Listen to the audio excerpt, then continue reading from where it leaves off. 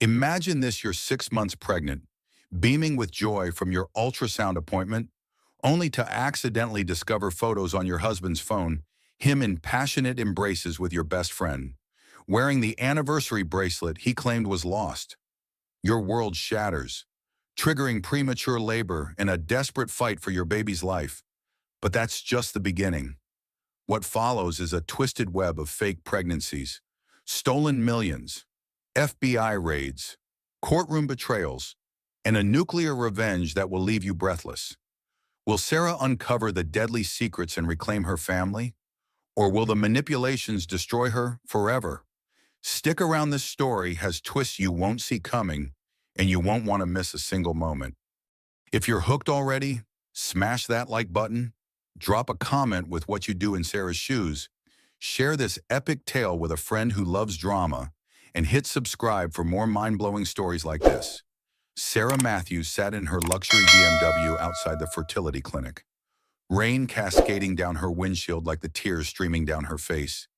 In her trembling hands, she held two ultrasound photos of her unborn son, the images now spotted with teardrops that made the black and white pictures blur together. 20 minutes ago, she had been the happiest woman alive. Now, her world had crumbled faster than a house of cards in a hurricane.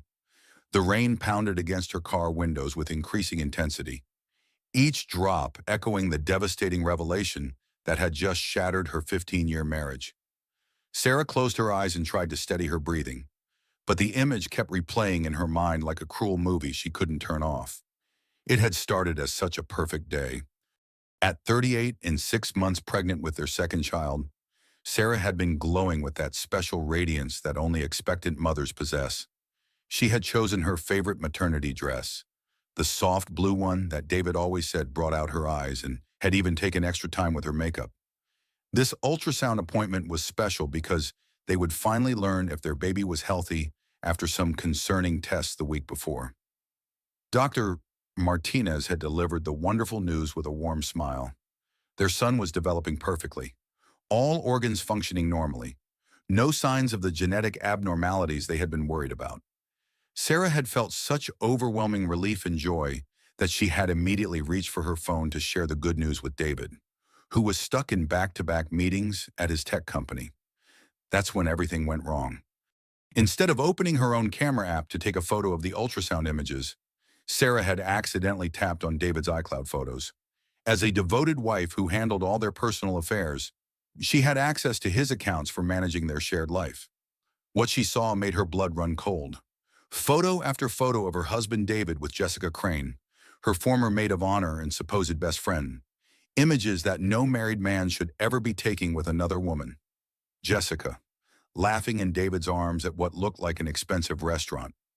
Jessica, wearing a negligee that Sarah recognized from a Victoria's Secret catalog, posing in what was clearly a hotel room. David and Jessica kissing passionately against floor-to-ceiling windows that overlooked the city skyline. But the image that broke Sarah's heart completely was the most recent one, dated just 3 days ago. Jessica was wearing the diamond bracelet that David had claimed he lost during a business trip to Chicago. The same bracelet he had bought for their 10th wedding anniversary, inscribed with the words, "Forever yours, Sarah." Sarah's hands had started shaking so violently that she nearly dropped the phone. The ultrasound technician had asked if she was feeling all right, concerned by Sarah's sudden pallor and obvious distress. Sarah had mumbled something about pregnancy hormones and low blood sugar, gathered her things, and fled the clinic as quickly as her pregnant body would allow. Now, sitting in her car in the parking lot, Sarah felt like she was drowning. The affair with Jessica wasn't just a betrayal of their marriage vows. Jessica had been Sarah's closest friend since college. She was Emma's godmother. She had held Sarah's hand during her first pregnancy when David was traveling for business. She had helped plan their recent anniversary party, standing beside Sarah in the kitchen, laughing about old times while they arranged flowers, and talked about how lucky Sarah was to have such a devoted husband. "How could I have been so blind?" Sarah whispered to herself, her voice barely audible over the sound of rain. She thought back to all the signs she had missed or rationalized away. David's increased travel schedule, his new interest in working out and buying expensive clothes, the way he guarded his phone like a state secret, Jessica's frequent questions about David's schedule and preferences. Sarah's phone buzzed with a text message. It was from Jessica. "How did the appointment go? Is everything okay with the baby? David mentioned you were worried. Call me when you get home. Love you." The casual cruelty of it made Sarah's stomach turn. Love you. How dare she sign off with those words after what she had done? Sarah's pregnancy hormones, already heightened by the stress, made her nausea overwhelm her. She barely had time to open the car door before she was violently sick in the parking lot. As she sat back in her car, wiping her mouth with tissues from her purse, Sarah's mind raced with questions and realizations. How long had this been going on? Was Jessica the first affair? Or were there others? Did their mutual friends know? Was Emma aware that something was wrong between her parents? The rain continued to pour, and Sarah found herself thinking about her favorite TV show, The Good Wife. She had always admired Alicia Florrick's strength and grace under pressure, but now Sarah realized that television drama was nothing compared to the raw, devastating reality of betrayal. In the show, there were commercial breaks and dramatic music to help process the emotions. In real life, there was just the sound of rain and the feeling that her heart had been ripped from her chest.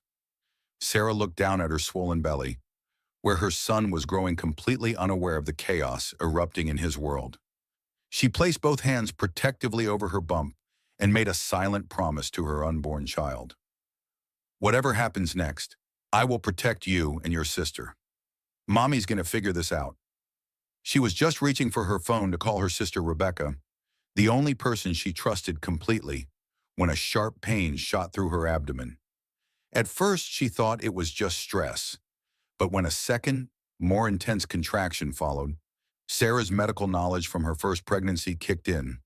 This wasn't normal Braxton Hicks contractions. This was something much more serious. "No, no, no!" Sarah gasped as another wave of pain hit her. She was only 24 weeks pregnant. Her baby couldn't survive outside the womb at this stage. The stress of discovering David's affair was triggering premature labor. With shaking fingers, Sarah dialed 911. "Please, I need an ambulance at the Women's Health Center on Medical Drive.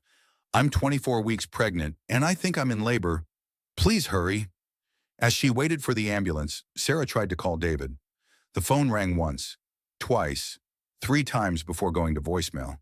His cheerful, recorded voice felt like a knife in her heart. "Hi, you've reached David Matthews. I'm probably in a meeting making magic happen for our clients. Leave a message and I'll get back to you." "David, it's me," Sarah said, trying to keep the panic out of her voice. "I'm at the doctor's office and something's wrong with the baby. I'm having contractions. I need you to meet me at the hospital right away. Please, just drop everything and come." Through her pain and fear, Sarah heard the ambulance sirens getting closer. But as she looked across the parking lot, she saw something that made her blood run cold. Jessica's red BMW was pulling into the same medical plaza, probably arriving for her own appointment at the dermatology clinic in the same building. As the paramedics helped Sarah onto the stretcher, the last thing she saw before losing consciousness was Jessica stepping out of her car, looking perfectly put together in a designer outfit that probably cost more than most people's mortgage payments. Jessica glanced toward the ambulance with mild curiosity, having no idea that inside was the friend whose life she had just destroyed. The irony wasn't lost on Sarah, on what should have been one of the happiest days of her pregnancy. Learning that her son was healthy and developing normally, she was instead being rushed to the hospital in premature labor, triggered by the devastating discovery of her husband's affair with her best friend. As the ambulance doors closed and the vehicle sped toward the hospital, Sarah could only think about how quickly a perfect life could fall apart. This morning she had been a secure, loved wife and mother-to-be. Now she was a betrayed woman fighting to save her baby's life, wondering if anything in her marriage had ever been real. The paramedic squeezed her hand reassuringly. "Just breathe, Mama. We're going to take good care of you and your baby." But Sarah knew that no matter what happened at the hospital, nothing would ever be good again. Her trust had been shattered. Her marriage was built on lies, and her unborn son's life hung in the balance. The perfect storm of betrayal and medical crisis was just the beginning of what would become the fight of her life. Sarah's eyes fluttered open to the harsh fluorescent lighting of the intensive care unit. The steady beep of monitors provided a rhythmic soundtrack to her confusion as she tried to remember where she was and why her body felt like it had been hit by a truck. The events of the previous day came flooding back in waves of devastation and fear. "Sarah, oh, thank God, you're awake." David's voice came from beside her bed, heavy with what sounded like genuine relief and exhaustion. He was slumped in the uncomfortable hospital chair, his usually perfect hair disheveled, his expensive suit wrinkled from sleeping in it. "The baby," Sarah's voice was barely a whisper, her throat dry from the medications they had given her during the emergency delivery. "He's alive," David said quickly, reaching for her hand. "He's in the NICU, born at 24 weeks and 2 days, weighing 1 pound, 13 ounces. The doctors say he's a fighter, just like his mom." Sarah felt tears of relief streaming down her face. Her son had survived the premature birth triggered by the shock of discovering David's affair, but even through her maternal relief, she couldn't forget what she had seen on his phone. The images of him with Jessica were burned into her memory. "I tried to call you," Sarah said carefully, studying David's face for any sign of guilt or deception. "When the contractions started, I called you, but it went to voicemail." David's expression darkened with what appeared to be genuine regret. "I was in the meeting from hell with our biggest investor. Jerry Chen flew in from Singapore, and we were locked in the conference room for 6 hours straight. No phones, no interruptions. I didn't even see your message until after the meeting ended. Sarah, I'm so sorry. I should have been there." His explanation sounded reasonable, and the exhaustion in his eyes seemed authentic. For a moment, Sarah wondered if she had imagined the photos on his phone. Pregnancy hormones could cause hallucinations, couldn't they? Maybe her insecurities about her changing body and David's increased work travel had made her see things that weren't really there. "The doctors said you went into labor due to extreme stress," David continued, his voice full of concern. "What happened at the appointment, doctor?" "Martinez said the baby's test came back perfect. So what could have upset you so much?" Sarah stared at her husband, this man she had loved for 15 years, trying to read his face. Either he was completely innocent and she was losing her mind, or he was an accomplished liar who could fake genuine emotion. The uncertainty was almost worse than the betrayal itself. "I don't know," Sarah said finally. "Maybe it was just accumulated anxiety about the test results. I've been so worried about the baby's health." David nodded sympathetically. "The stress of this pregnancy has been harder on you than the first one. I've noticed you've seemed more anxious, more emotional. Maybe we should look into getting you some help, some counseling to deal with the prenatal anxiety." Something about the way he said it made Sarah's skin crawl. Was he already laying the groundwork to make her look unstable? Or was he genuinely concerned about her mental health? The line between paranoia and intuition was becoming increasingly blurred. "I brought you these," David said, producing a massive bouquet of white peonies, Sarah's favorite flowers. "I know they can't make up for me not being here when you needed me, but I wanted you to know that you and our children are the most important things in my world." The gesture was so typical of David, grand and expensive, and perfectly calculated to her preferences. Before discovering the photos, Sarah would have been touched by his thoughtfulness. Now she wondered if the flowers were meant to distract her from asking too many questions about where he had been and what he had been doing. A nurse entered the room with practiced efficiency. "Mrs. Matthews, good to see you awake. I'm Linda, and I'll be taking care of you today. Your son is doing remarkably well for a 24-weeker. The neonatologist will be in to talk with you about his condition and the road ahead." "Can I see him?" Sarah asked, struggling to sit up. "Of course. Let me get you a wheelchair and we'll take you to the NICU." As Linda helped Sarah into the wheelchair, David walked beside them, his hand resting protectively on Sarah's shoulder. To any observer, they looked like a devoted couple facing a medical crisis together, united in their love for their premature son. The NICU was a jarring maze of high-tech equipment and tiny babies fighting for their lives. Sarah's son looked impossibly small in his incubator, connected to multiple machines by a web of tubes and wires. Despite his fragile appearance, his little chest rose and fell steadily, and his miniature fingers were perfectly formed. "He's beautiful," Sarah whispered, placing her hand on the warm plastic of the incubator. "Just like his mother," David said softly, and for a moment, Sarah almost believed that everything between them was still perfect. Their intimate moment was interrupted by the arrival of an elaborate floral arrangement that dwarfed even David's expensive peonies. The delivery person wheeled in a display that looked more appropriate for a funeral than a hospital room. "Who are those from?" Sarah asked, though she had a sinking feeling she already knew. David checked the card with what appeared to be genuine surprise. "Jessica," she wrote, "thinking of you and your beautiful family during this difficult time. All my love. Jess." Sarah watched David's face carefully as he read the card. If he was having an affair with Jessica, wouldn't he have coordinated with her about the flowers? Wouldn't there be some secret signal or inside joke that only the two of them would understand? His reaction seemed completely normal, just a husband reading a thoughtful message from their family friend. "That's so sweet of her," Sarah managed to say. "I should call and thank her." "She actually stopped by earlier while you were sleeping," David said. "She was worried sick about you. I told her you were stable but exhausted, and she said she'd come back later when you were feeling stronger." The mention of Jessica's visit made Sarah's stomach clench. Had Jessica really been worried? Or had she come to the hospital to assess the situation? Was she concerned about Sarah as a friend? Or was she checking to see if her affair with David had been discovered over the next few hours? Sarah found herself analyzing every interaction, every comment, every gesture from David. When he brought her favorite chai latte from the expensive coffee shop across town, was it a loving gesture or guilt-driven overcompensation? When he fell asleep in the uncomfortable hospital chair instead of going home to their comfortable bed, was it devotion or was he avoiding phone calls from his mistress? The mental exhaustion of constant suspicion was almost worse than the physical recovery from her emergency delivery. Sarah felt like she was going crazy, second-guessing every instinct and every observation. The sleep deprivation and hormonal changes from her premature delivery weren't helping her mental clarity.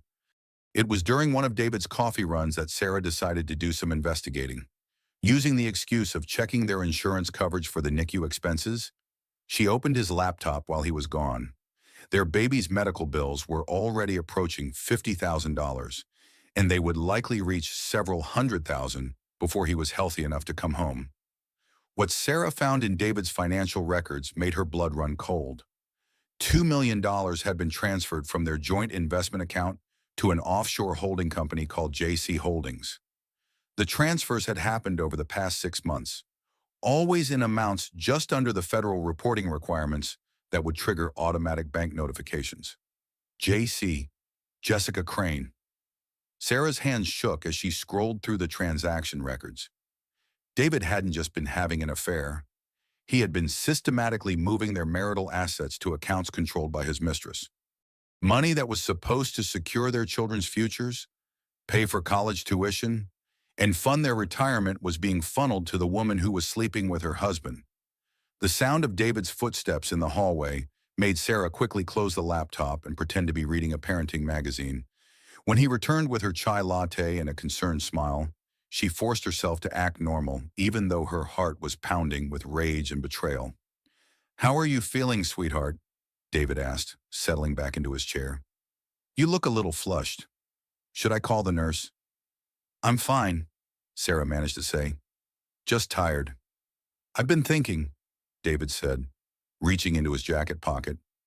"With everything that's happened, with the stress of the pregnancy and now the baby being in the NICU, maybe we should talk to someone, a counselor or therapist who can help us navigate this difficult time as a family."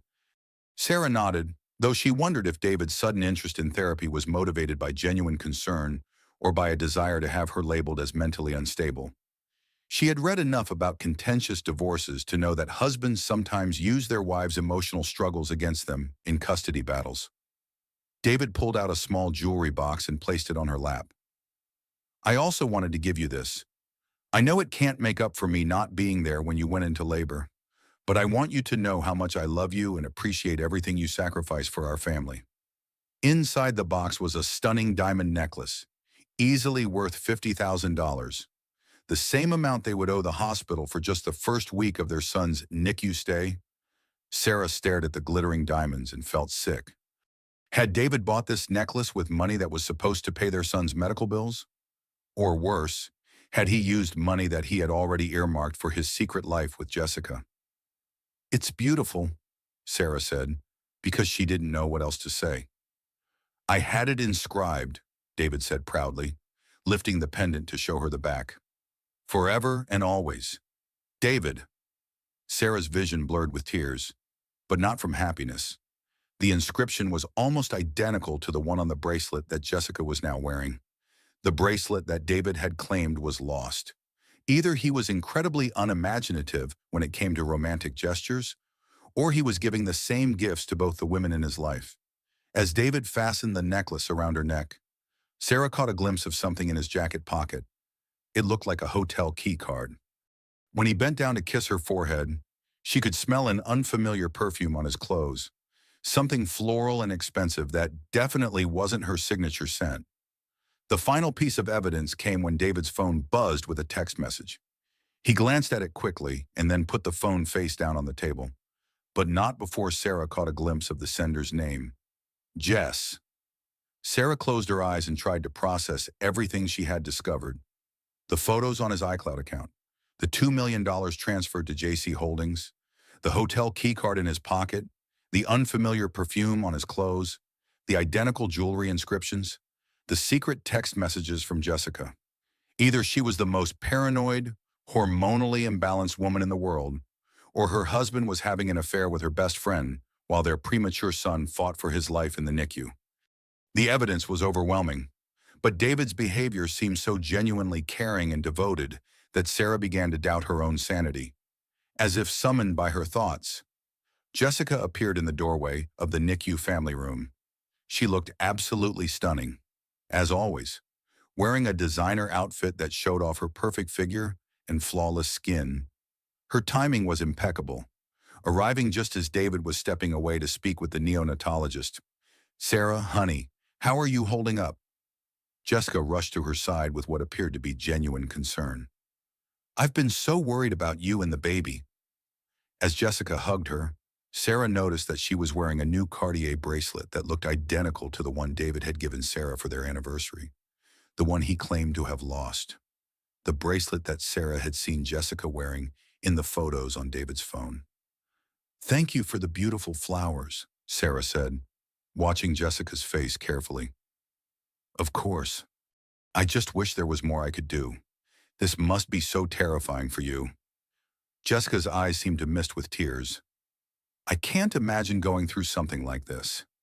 Either Jessica was genuinely concerned about Sarah's well-being, or she was an Academy Award-worthy actress. Sarah found herself more confused than ever about what was real and what was paranoia-fueled imagination. As Jessica sat beside her, chattering about work and mutual friends, Sarah made a decision.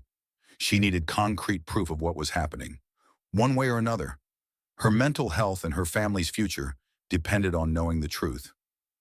When David returned from his conversation with the doctor, he seemed surprised to see Jessica, but greeted her warmly. Jess, thank you so much for coming, and for the incredible flowers. I just want to help however I can, Jessica replied, placing a supportive hand on David's arm.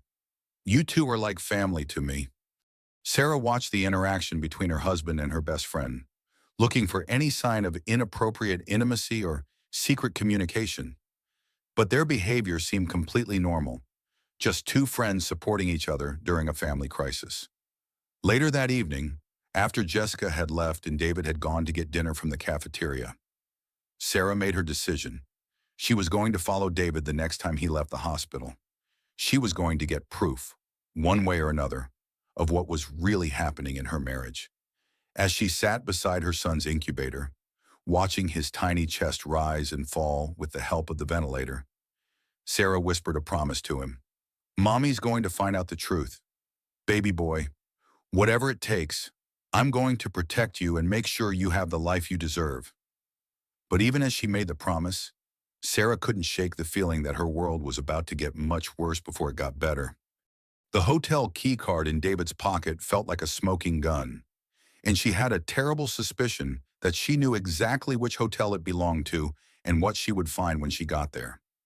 Sarah's hands trembled as she inserted the key card into the electronic lock of room 2849 at the Ritz-Carlton. Using her remaining hotel loyalty points from their anniversary trip last year, she had managed to book the room directly across the hall from 2847, the room number she had memorized from the key card that had fallen from David's jacket pocket the night before. It was 2 p.m. on a Tuesday, exactly the time when David had told her he would be in meetings all afternoon and unable to visit the NICU. Their premature son was stable but still critical, and Sarah had told the nurses she needed to go home for a shower and some rest. Instead, she was here, 6 months pregnant and exhausted, playing detective in one of the city's most expensive hotels. The elegant hallway was quiet except for the soft hum of air conditioning and the distant sound of a vacuum cleaner. Sarah positioned herself at the peephole of room 2849, her heart pounding so hard she was afraid it might trigger another medical emergency. She didn't know what she expected to see, but she had to know the truth about her marriage, even if it destroyed her. At 2:15, she heard the distinctive ding of the elevator. Through her peephole, Sarah watched David emerge, looking handsome and confident in his tailored navy suit. He was carrying a bottle of champagne and what appeared to be shopping bags from expensive boutiques. Her breath caught in her throat as she recognized the distinctive Tiffany blue bag among his purchases. David moved with the familiarity of someone who had made this journey many times before. He didn't hesitate or check room numbers. He walked directly to room 2847 and used his key card with practiced ease. The lock clicked open, and David disappeared inside. Sarah waited, barely breathing. Her eyes pressed to the peephole so hard it was leaving an indentation around her eye socket. 5 minutes passed, then 10. She was beginning to wonder if David was alone in the room, meeting a business associate in an unconventional location, when the elevator dinged again. Jessica stepped out wearing a stunning red dress that hugged her perfect figure like it had been custom-made for her. Her dark hair fell in glossy waves over her shoulders, and her makeup was flawless, despite the fact that it was the middle of a workday. She carried an expensive handbag and moved with the confidence of a woman who belonged in luxury settings. But what made Sarah's blood turn to ice was Jessica's obviously pregnant belly. Jessica was wearing what was clearly a fake pregnancy padding under her dress, creating the illusion that she was about 6 months pregnant, exactly the same stage as Sarah. The padding was expertly done, professional quality, the kind used in theater productions or movies. Jessica had even adopted the slightly altered walk of a pregnant woman, one hand resting protectively on her fake bump. Sarah watched in horror as Jessica knocked softly on the door of room 2847. David opened it immediately, as if he had been waiting for her. The smile on his face when he saw Jessica was radiant, the same expression he used to give Sarah when they were newlyweds. David pulled Jessica into his arms and kissed her with a passion that Sarah hadn't seen directed at her in years. "I missed you," David murmured, loud enough for Sarah to hear through the thin hotel walls. "I can barely concentrate in meetings, knowing I get to see you later." "I missed you too," Jessica replied, her voice taking on a breathier quality that Sarah had never heard before. "How is she doing? Is she still suspicious?" "Sarah, no. She's completely focused on the baby. The premature birth really shook her up, and the doctor has her on medications that are making her pretty foggy. I think the stress is getting to her mentally. She keeps asking strange questions and seems paranoid about everything." Sarah's heart shattered as she listened to her husband discuss her mental state with his mistress. The casual cruelty of it was breathtaking. Here she was, fighting to save their premature son's life while dealing with the trauma of his early birth, and David was using her vulnerable state as cover for his affair. "That's probably for the best," Jessica said as they moved into the room. The last thing we need is her figuring things out before we're ready to make our move. Don't worry about Sarah, David replied, his voice growing fainter as they moved deeper into the suite. She's so grateful that I'm being supportive during the NICU situation that she's not questioning anything else. And with the hormones and sleep deprivation, even if she did suspect something, no one would believe her. Sarah pressed her ear against the door, straining to hear more of their conversation. What she heard next made her feel like she was going to vomit. I can't wait to tell people about our baby, Jessica was saying. When are you going to leave her? Soon, David replied. I want to wait until the baby is stable and out of the NICU. I don't want to look like the kind of man who abandons his wife during a medical crisis. It would be bad for my business reputation. But you are leaving her. Of course I am. Sarah and I haven't been happy for years. She gave up her career to be a housewife. And frankly, she's become boring. All she talks about is domestic stuff and baby things. You're exciting, ambitious, successful. You're the kind of woman I should have married in the first place. Sarah slid down the wall until she was sitting on the hotel carpet, her pregnant belly making it difficult to find a comfortable position. Hearing David describe their marriage as unhappy was devastating, but it was also confusing. If he was so dissatisfied with their life together, why had he pushed for a second baby? Why had he been so affectionate and attentive throughout her pregnancy? I have something for you, she heard David say, followed by the rustling of shopping bags. Oh my God, David, it's beautiful. Jessica's voice was filled with genuine delight. I love it.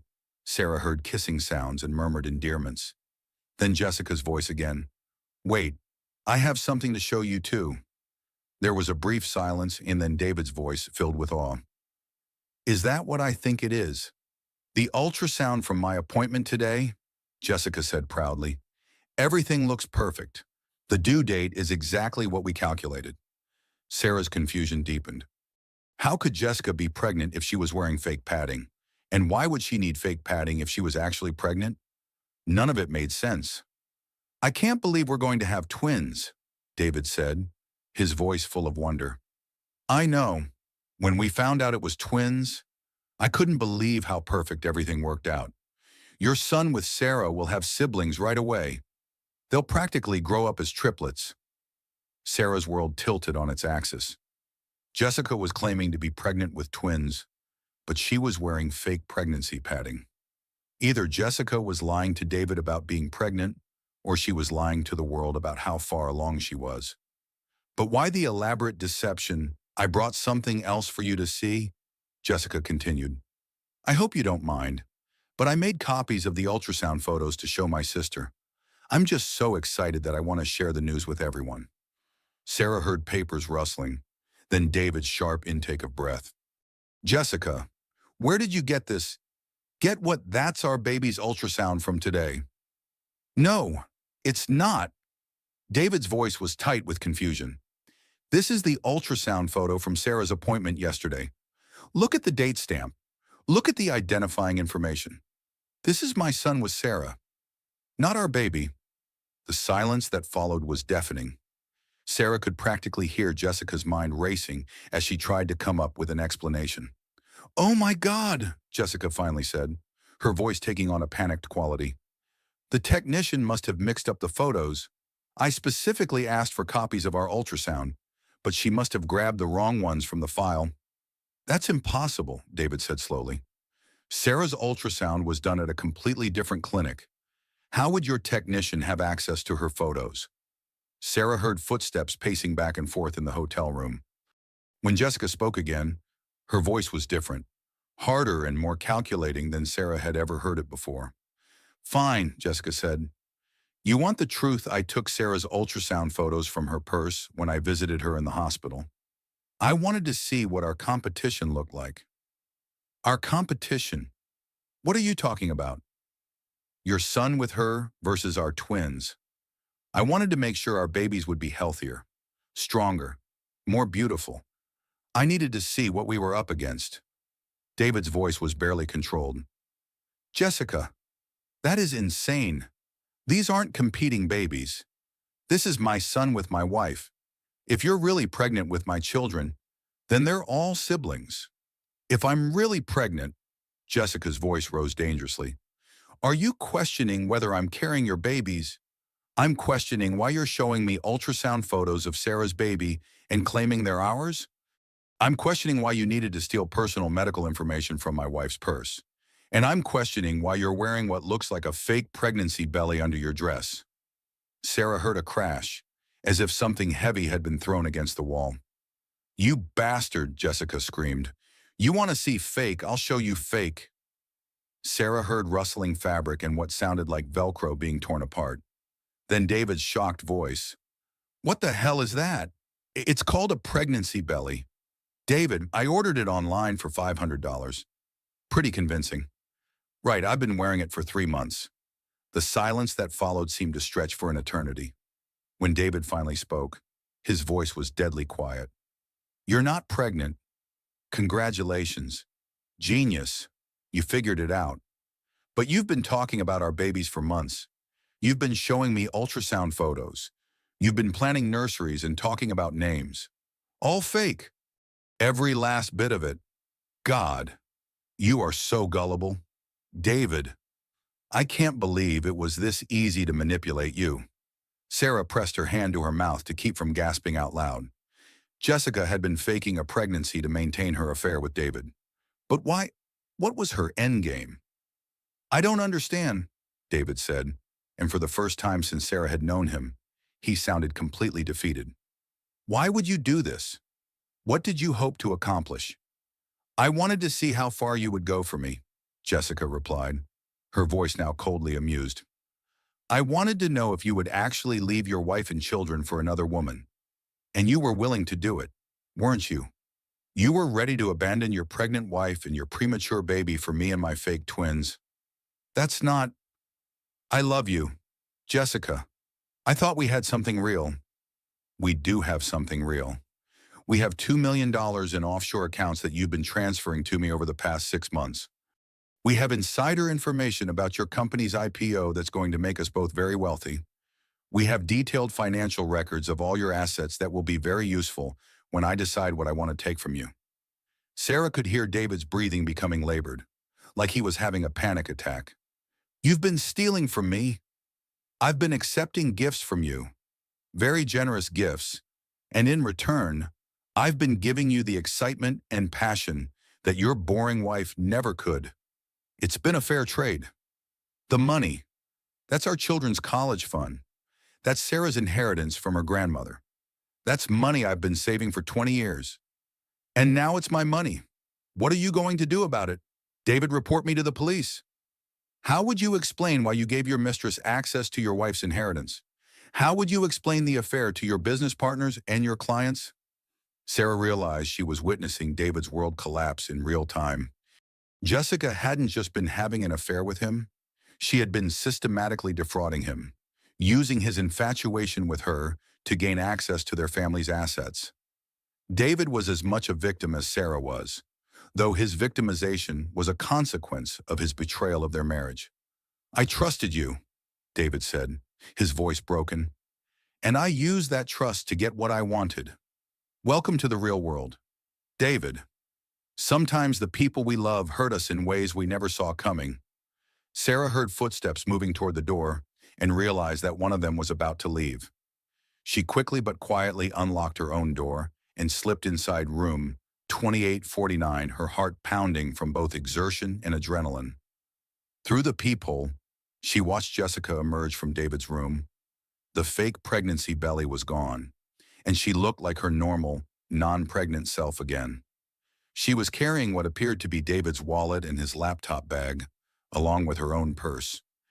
Thanks for a lovely afternoon, darling, Jessica called back into the room, her voice dripping with sarcasm. Same time next week, Sarah heard David's voice, muffled but audible. Jessica, please, we can work this out. I love you. No, you don't, Jessica replied. You love the idea of me. You love having a younger, more exciting woman tell you how wonderful you are. But you don't actually know me at all. If you did, you would have realized that I'm much smarter and much more ruthless than you gave me credit for. Jessica walked toward the elevator with a spring in her step, as if she had just concluded a successful business meeting rather than destroyed a man's life.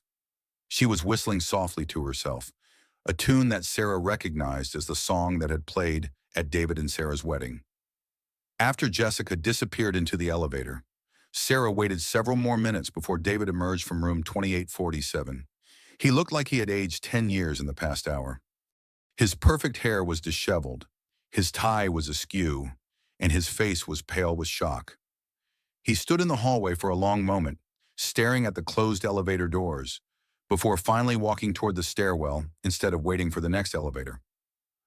Sarah sat on the edge of the hotel room bed, trying to process everything she had witnessed. Her marriage was over.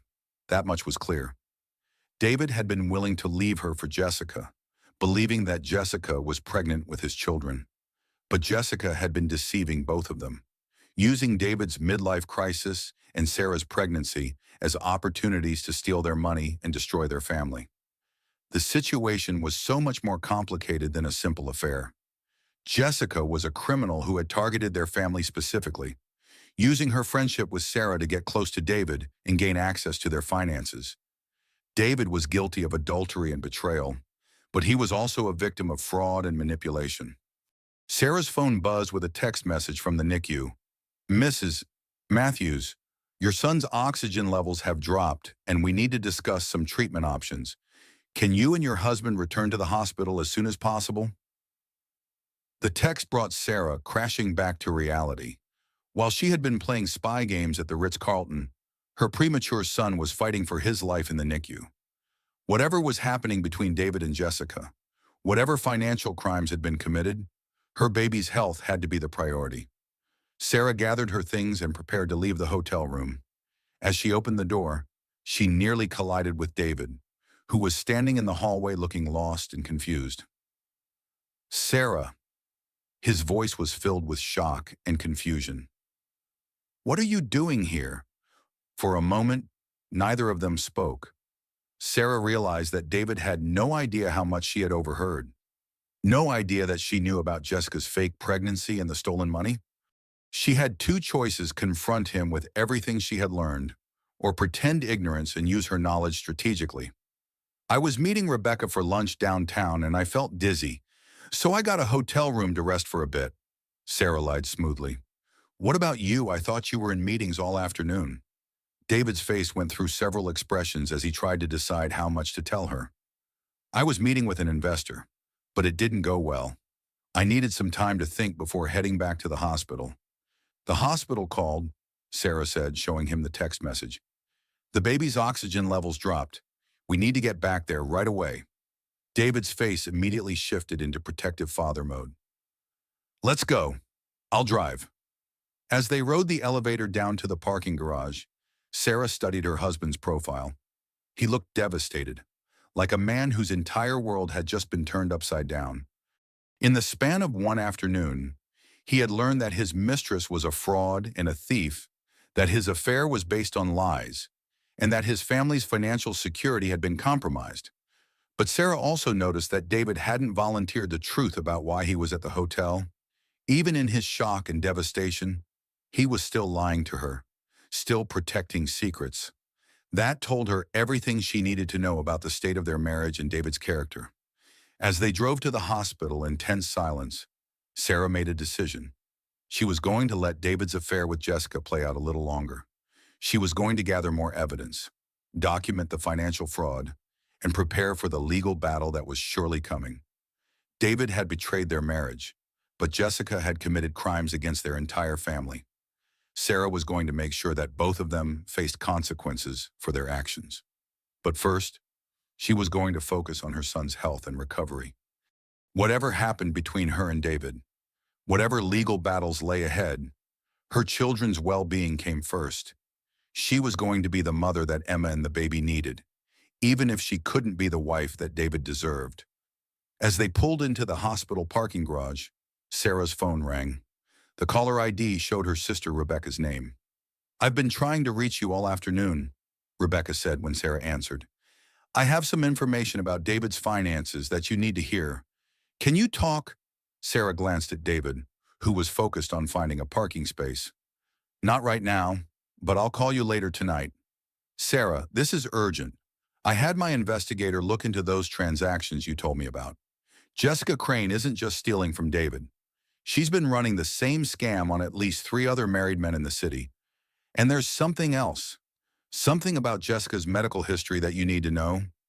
Sarah's blood ran cold. What about her medical history? She can't have children. Sarah, she had a hysterectomy 5 years ago for ovarian cancer. She's been faking pregnancies to manipulate married men into leaving their wives. David isn't her first victim, and you're not the first family she's destroyed. Sarah hung up the phone in shock as David parked the car. Jessica wasn't just a homewrecker or a gold digger.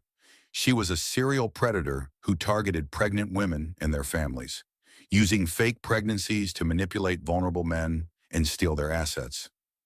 As they walked toward the hospital entrance, Sarah realized that the fight for her family and her future was just beginning. Jessica had made one crucial mistake in her elaborate con game. She had underestimated Sarah's intelligence, determination, and willingness to fight for her children. The affair was about to become something much bigger and much more dangerous, and Sarah was going to make sure that she was the one who came out victorious. The NICU at 3 a.m. was a surreal landscape of beeping monitors, soft lighting, and exhausted parents keeping vigil over their fragile babies.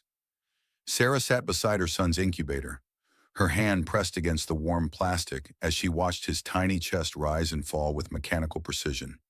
The emergency surgery had been successful, but the next 48 hours would be critical. David was slumped in the uncomfortable reclining chair beside her, finally asleep after 36 hours of constant worry. In sleep, he looked younger and more vulnerable, his face free of the stress lines that had appeared since their son's premature birth. Sarah studied her husband's face and tried to reconcile the man she had loved for 15 years with the stranger who had been willing to abandon their family for Jessica's lies. Mrs.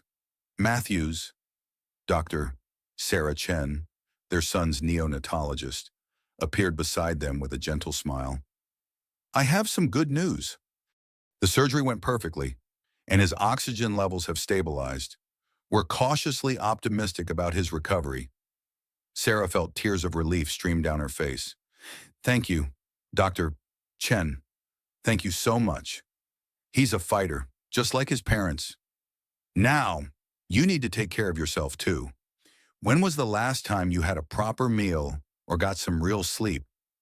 Before Sarah could answer, David stirred awake, immediately alert and focused on the doctor. How is he? Is everything okay? Dr. Chen repeated the good news, and Sarah watched David's face crumble with relief and exhaustion. Whatever else was happening in their marriage, his love for their children was genuine and unwavering. I'll give you both some time with him, Dr. Chen said, but I want to see both parents getting some rest soon. He needs you healthy and strong. After the doctor left, David reached for Sarah's hand. I'm so sorry I wasn't here when the contractions started. I'm sorry I wasn't there when you needed me most. Sarah looked down at their interlaced fingers, remembering when holding hands with David had been the most natural thing in the world. Now it felt complicated and loaded with subtext. David, we need to talk about some things. About our marriage, about our future, about what's best for the children. David's grip on her hand tightened. I know things have been difficult between us lately. I know I've been distracted with work and not as present as I should be. But this situation with the baby has made me realize what really matters. Our family is everything to me. Sarah, you and Emma and our son are my whole world. His words sounded sincere, and the emotion in his voice seemed genuine. But Sarah couldn't forget what she had overheard at the hotel. David had been ready to leave their family for Jessica, believing that Jessica was carrying his twins. The only reason he was recommitting to their marriage was because Jessica had revealed her deception and theft. I appreciate that, Sarah said carefully, but I think we should consider couples counseling. There are clearly some issues we need to work through. Absolutely, David agreed immediately. I'll find the best therapist in the city. We'll do whatever it takes to strengthen our marriage. David's eagerness to agree to counseling made Sarah suspicious. In her experience, Cheating spouses often suggested therapy as a way to appear committed to the relationship while buying time to continue their affairs. Or worse, they used therapy sessions to manipulate their partners and make them seem like the unstable ones. I also think we need to be completely honest with each other about everything, Sarah continued. No secrets, no lies, complete transparency. David nodded eagerly. Of course, I want that too. I hate that there's been this distance between us. I want us to be a team again. Sarah decided to test his commitment to honesty. Good. Then maybe you can explain why there's a hotel key card in your jacket pocket from the Ritz-Carlton. David's face went completely white. For a moment, he looked like he might faint or vomit. Sarah watched him struggle to come up with an explanation, his mouth opening and closing without producing any sound. I can explain that, he finally managed, though his voice sounded strained and artificial. It's not what you think. What do I think, David? You think I'm having an affair. You think I'm cheating on you while our son is fighting for his life in the NICU. Sarah said nothing, just waited for his explanation. The truth is, I've been meeting with Jessica there to plan a surprise for you.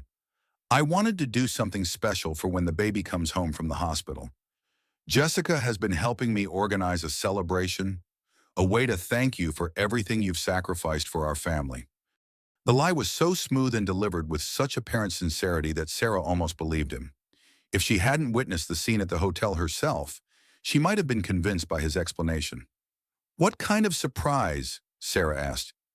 I can't tell you that, or it won't be a surprise anymore. But I promise you, Sarah, everything I've been doing has been for our family. There's nothing inappropriate happening between Jessica and me. Sarah nodded as if she believed him, though inside she was marveling at David's capacity for deception. Even knowing that Jessica had stolen their money and betrayed them both, he was continuing to lie to protect their secret. I'm glad to hear that, Sarah said. I was starting to worry that something was wrong between us. Nothing is wrong that we can't fix, David replied, leaning over to kiss her forehead. I love you, Sarah. I love our family. Whatever problems we've had, we're going to work through them together. As if summoned by their conversation about honesty and transparency, Jessica appeared in the doorway of the NICU family room. She was carrying a large gift basket and wearing an expression of concern that looked perfectly genuine. I hope I'm not intruding, Jessica said softly. I just wanted to check on you both and see how the baby's doing. Sarah watched David's reaction to Jessica's arrival. His face remained composed, but she noticed a slight tightening around his eyes and a barely perceptible stiffening of his posture. He was clearly uncomfortable seeing Jessica so soon after their confrontation at the hotel. That's so thoughtful of you, Sarah said, accepting the gift basket. He's doing much better. The surgery was successful. Oh, thank God, Jessica said, settling into the chair on Sarah's other side. I've been so worried. I know how much this baby means to both of you. Sarah noticed that Jessica was no longer wearing the fake pregnancy padding. Her figure looked normal, slim and elegant in her designer outfit. Sarah wondered if David had demanded that Jessica stop the pregnancy charade, or if Jessica had simply decided it was no longer necessary for her plans. Jessica, I was just telling Sarah about the surprise we've been planning, David said, his voice carefully neutral. Jessica's eyes sharpened slightly, though her expression remained pleasant. Oh, that. Yes, it's going to be wonderful. Sarah, you're going to love what David has planned for you. I can't wait, Sarah replied, playing along with their fiction. It's so sweet of both of you to go to so much trouble. The three of them sat in awkward silence for a few minutes, watching the baby sleep peacefully in his incubator. Sarah was acutely aware of the undercurrents of tension and deception swirling around them. David and Jessica were both lying to her, but they were also lying to each other. It was like watching a play where all the actors had different scripts. I should probably get going, Jessica said eventually. I have an early meeting tomorrow, but please keep me updated on his progress. If there's anything I can do to help, anything at all, just let me know. After Jessica left, David visibly relaxed. Sarah pretended not to notice, but she filed the observation away with all the other evidence she was collecting. "She's such a good friend," Sarah said, testing David's reaction. "Yes, she is," David replied, though his voice lacked conviction. "We're lucky to have her support during this difficult time." Over the next few days, Sarah threw herself into the role of devoted wife and new mother. She spent long hours at the NICU, learning to care for a premature baby and celebrating every small milestone in her son's recovery. She attended couples counseling sessions with David, where they discussed communication issues and work-life balance. To any outside observer, they looked like a couple working hard to strengthen their marriage during a crisis. But behind the scenes, Sarah was conducting her own investigation. She had hired a private investigator recommended by her sister Rebecca, and slowly but surely, she was building a comprehensive picture of Jessica's criminal activities and David's financial betrayals. What she learned was even worse than she had imagined. Jessica had indeed been running romance scams on multiple married men throughout the city. She would befriend their wives, gain access to their homes and personal information, and then seduce the husbands while pretending to be pregnant with their children. Once she had access to their finances, she would systematically drain their accounts before disappearing to target the next family. David was Jessica's biggest score yet. Over the past 8 months, he had transferred nearly $3 million to accounts controlled by Jessica. Money that was supposed to secure their children's college educations, fund their retirement, and provide a safety net for their family's future. But the most devastating discovery was yet to come. Sarah's private investigator had uncovered records showing that David's tech company was preparing for an initial public offering that would be worth an estimated $500 million.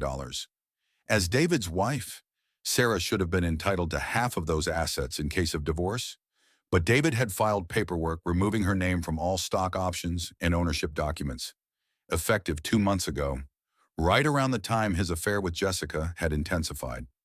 Sarah realized that David hadn't just been planning to leave her for Jessica. He had been systematically stealing her share of their marital assets, ensuring that if their marriage ended, she would be left with nothing while he and Jessica rode off into the sunset with hundreds of millions of dollars. The betrayal was so complete and so calculating that Sarah could barely process it. This wasn't a midlife crisis or a momentary lapse in judgment. This was a carefully orchestrated plan to destroy her financially while abandoning her and their children. As Sarah sat in the NICU, watching her premature son fight for every breath, she made a decision. David and Jessica thought they had outmaneuvered her, thought they had successfully stolen her future and her children's inheritance. But they had made one crucial mistake. They had underestimated her intelligence, her determination, and her willingness to fight for justice. Sarah was going to take back everything they had stolen from her, and she was going to make sure they both faced consequences for their crimes. The war for her family's future was about to begin, and Sarah intended to win. But first, she had to pretend that everything was normal. She had to keep playing the role of the loving, trusting wife while she gathered evidence and prepared her counterattack. It was going to be the performance of her lifetime, and everything depended on her ability to fool the two people who thought they had already fooled her. The stakes couldn't be higher. Her children's future, her own survival, and justice for all of Jessica's victims depended on Sarah's ability to outmaneuver two people who had already proven themselves to be master manipulators. As Sarah looked down at her son's tiny fingers wrapped around her index finger, she whispered a promise to him. "Mommy's going to make sure you and Emma have everything you deserve. No matter what it takes, no matter how long it takes, I'm going to make this right." The battle lines were drawn. Sarah just hoped she was strong enough to win a war against two people who had already shown they would stop at nothing to get what they wanted. Sarah's worst fears materialized on a gray Tuesday morning when a process server appeared at the NICU, handing her divorce papers while she sat beside her son's incubator. The documents painted a picture of Sarah as an unstable mother suffering from severe postpartum depression, a woman so mentally unfit that she posed a danger to her children's welfare. "Mrs. Matthews, I'm sorry to serve you here," the young man said quietly, clearly uncomfortable with delivering legal documents in a hospital. but the court requires that you be notified immediately. Sarah's hands shook as she read through the filing. David was requesting immediate temporary custody of both children, claiming that Sarah's erratic behavior, paranoid delusions, and emotional instability made her unfit for motherhood. He cited her stalking behavior at the Ritz-Carlton, her obsessive questioning about his work schedule, and her inability to care for herself during the postpartum period as evidence of her mental breakdown. The cruelest part was that David had turned her legitimate concerns about his affair into evidence of her insanity. Every question she had asked, every suspicious behavior she had noticed, every attempt to understand what was happening in her marriage had been documented by David as proof of her paranoid delusions. "Mom, what's wrong?" 13-year-old Emma appeared beside her, having just arrived from school. Sarah's heart broke as she looked at her daughter's concerned face. Emma was caught in the middle of a war she didn't understand, and Sarah knew that protecting her children was more important than protecting her own heart. "There are some legal issues Daddy and I need to work out," Sarah said carefully, folding the papers and putting them in her purse. "But don't worry about it, sweetheart. Adult problems." "Okay." Emma nodded, but Sarah could see the anxiety in her daughter's eyes. Children always knew when their parents' marriage was in trouble, even when the adults tried to hide it. 3 days later, Sarah sat in family court wearing her best conservative outfit, trying to look stable and competent while her world collapsed around her. David sat across the courtroom with his team of expensive lawyers, looking every inch the successful businessman and concerned father. Between them sat their premature son's future, hanging in the balance of a legal system that seemed designed to favor wealth over truth. David's lead attorney, a sharp-eyed woman named Margaret Hoffman, painted a devastating picture of Sarah's mental state. She presented evidence of Sarah's stalking behavior at the hotel, her paranoid accusations about David's fidelity, and her inability to maintain her personal appearance or household responsibilities during her pregnancy. "Your Honor," Hoffman said with practiced sincerity, "my client is deeply concerned about his wife's mental health and her ability to care for their vulnerable premature infant. Mrs. Matthews has exhibited increasingly erratic behavior, including following my client to hotels and making wild accusations about his business relationships." Sarah's court-appointed attorney, a tired-looking man named Paul Rodriguez, who was clearly overwhelmed by the case, made a weak attempt to defend her. "Your Honor, Mrs. Matthews is simply a concerned wife and mother going through the stress of having a premature baby. Any parent would be anxious under these circumstances." But Hoffman was ready with her knockout punch.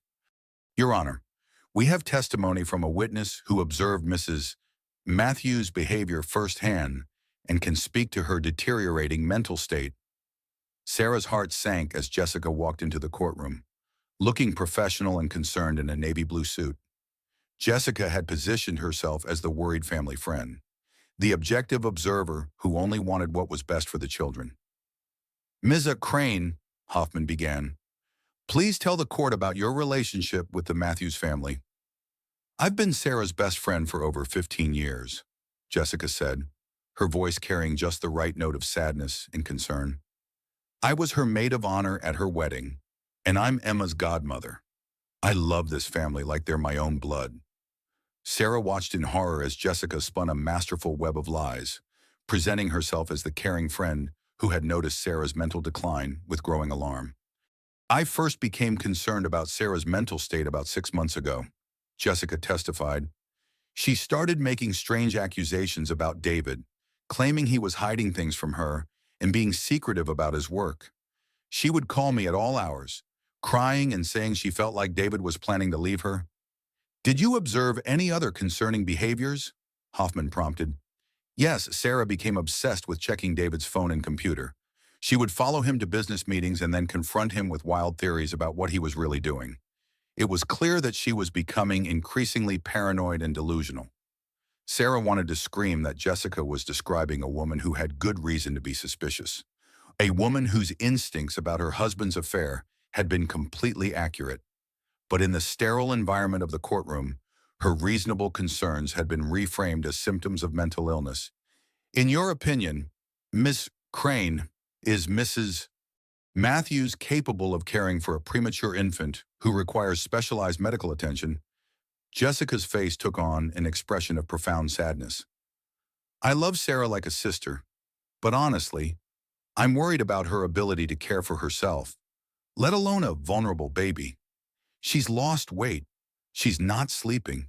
She's constantly anxious and emotional. I think she needs professional help before she can be trusted with the children's welfare. The most devastating part of Jessica's testimony was how reasonable it sounded.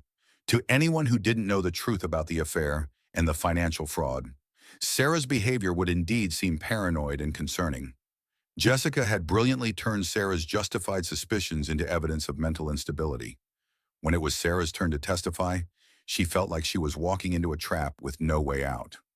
How could she explain her erratic behavior without revealing that she had discovered David's affair?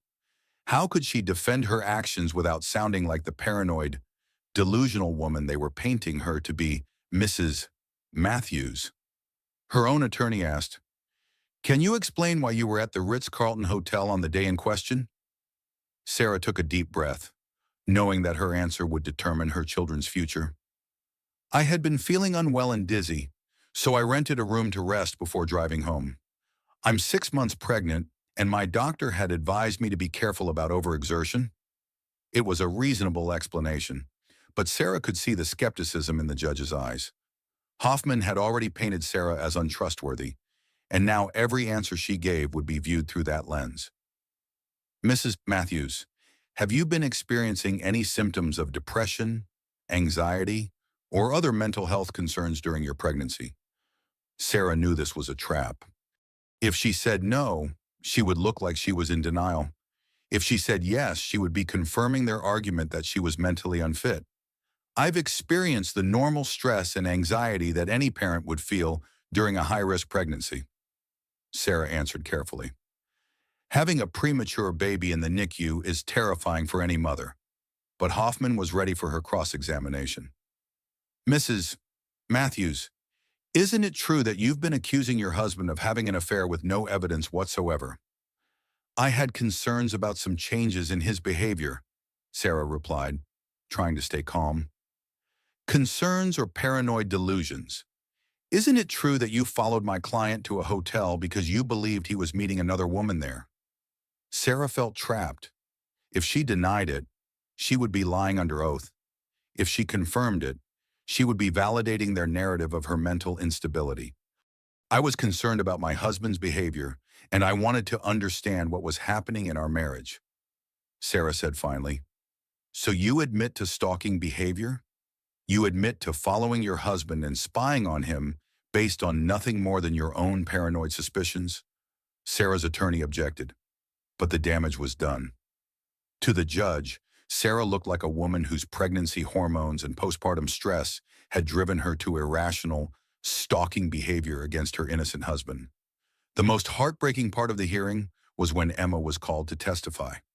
Sarah watched her 13-year-old daughter walk to the witness stand, looking small and scared in the formal courtroom setting. "Emma," Hoffman said gently, "I know this is difficult, but we need to ask you some questions about your parents. Has your mother's behavior seemed different lately?" Emma glanced at Sarah, her eyes filled with confusion and loyalty. "Mom has been stressed about the baby being born early. Anyone would be stressed about that." "Of course. But has she seemed sad or worried about other things? Has she been crying more than usual or saying things that don't make sense?" Sarah could see Emma struggling with the question. Her daughter was trying to be loyal to her mother while also being honest about what she had observed. "Mom has been crying more, but that's because she's worried about my baby brother, and she did ask me some questions about Dad's work schedule and stuff, but I think she was just trying to understand why he was gone so much." Hoffman pressed further. "Emma, if you had to choose which parent you felt safer living with right now, who would you choose?" It was a cruel question to ask a child, and Sarah's attorney objected strenuously, but the damage was done. Emma's hesitation spoke volumes, and Sarah knew that her daughter was genuinely confused about what was happening in their family. "I want to live with both my parents," Emma said finally, her voice barely audible. But if you had to choose just one, which parent seems more stable and able to take care of you and the baby? Emma looked directly at Sarah, her eyes filled with tears. I love my mom, but she's been really sad and scared lately. Dad seems more, I don't know, more normal. Sarah felt her heart shatter as she listened to her own daughter inadvertently support David's case. Emma didn't understand that Sarah's sadness and fear were justified responses to discovering her husband's betrayal. To a 13-year-old, David's calm demeanor and controlled behavior looked like stability, while Sarah's emotional responses looked like instability. When the judge announced his decision, Sarah knew she had lost before he even spoke. Temporary custody of both children was awarded to David, based on his superior financial stability and Sarah's need for mental health treatment. Sarah was granted supervised visitation rights, contingent on her agreeing to undergo psychological evaluation and counseling. Mrs. Matthews, the judge said, not unkindly, I can see that you love your children very much, but the evidence suggests that you're struggling with some significant mental health challenges that need to be addressed before you can provide a safe, stable environment for a premature infant and a teenage daughter. As Sarah sat in the courthouse hallway afterward, trying to process what had just happened, she realized the full scope of David and Jessica's manipulation. They hadn't just stolen her money and betrayed her trust. They had systematically destroyed her credibility and painted her as an unfit mother, ensuring that even when the truth about their crimes eventually came out, Sarah would still lose her children. The rain that had been threatening all day finally began to fall as Sarah walked to her car. She had no home to go to. David had changed the locks and claimed she was too unstable to be trusted with keys. She had no money. Their joint accounts had been frozen pending the divorce proceedings. She had no children. They were staying with their father, and his lawyers had made it clear that any attempt to contact them outside of supervised visits would be considered a violation of the court order. Sarah sat in her car in the courthouse parking lot, rain streaming down the windshells, and finally allowed herself to cry. Not the silent tears she had been shedding for weeks, but deep, wrenching sobs that came from the very core of her being.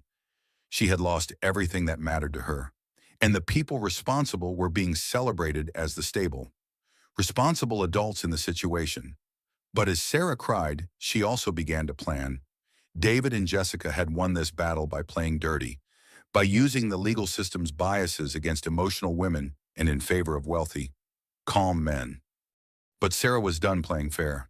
If they wanted to wage war using lies and manipulation, she was going to show them what a truly motivated woman could accomplish when she stopped trying to be nice and started fighting for her life. The war for her children and her future was just beginning, and Sarah Matthews was done being the victim.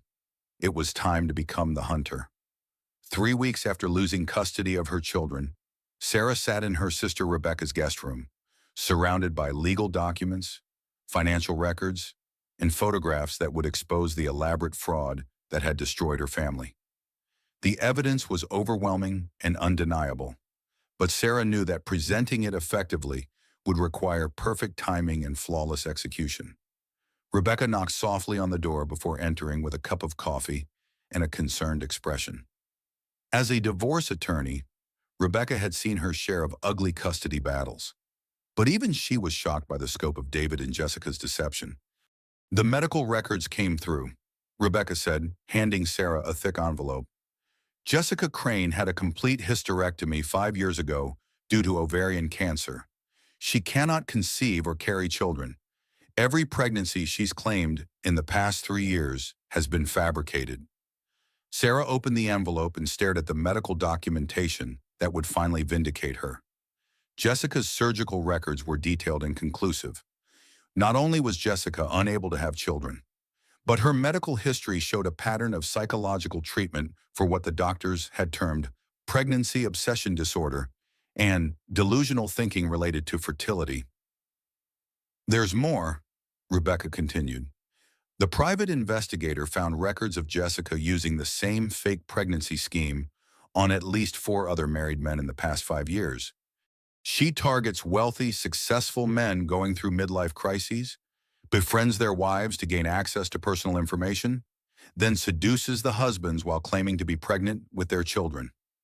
Sarah felt a mixture of vindication and rage as she absorbed this information. Jessica hadn't just destroyed Sarah's family on a whim. She was a serial predator who had perfected the art of targeting vulnerable marriages and exploiting both husband and wife for financial gain. "What about the money David transferred to her accounts?" Sarah asked. "That's where it gets interesting," Rebecca replied with a grim smile. Jessica made a crucial mistake. She got greedy. Instead of taking the money and disappearing like she did with her previous victims, she stayed around to milk David for more. That gave us time to trace the transfers and document the fraud. Rebecca spread out a series of bank statements and wire transfer records on the bed. David moved a total of $8 million to accounts controlled by Jessica over an 8-month period.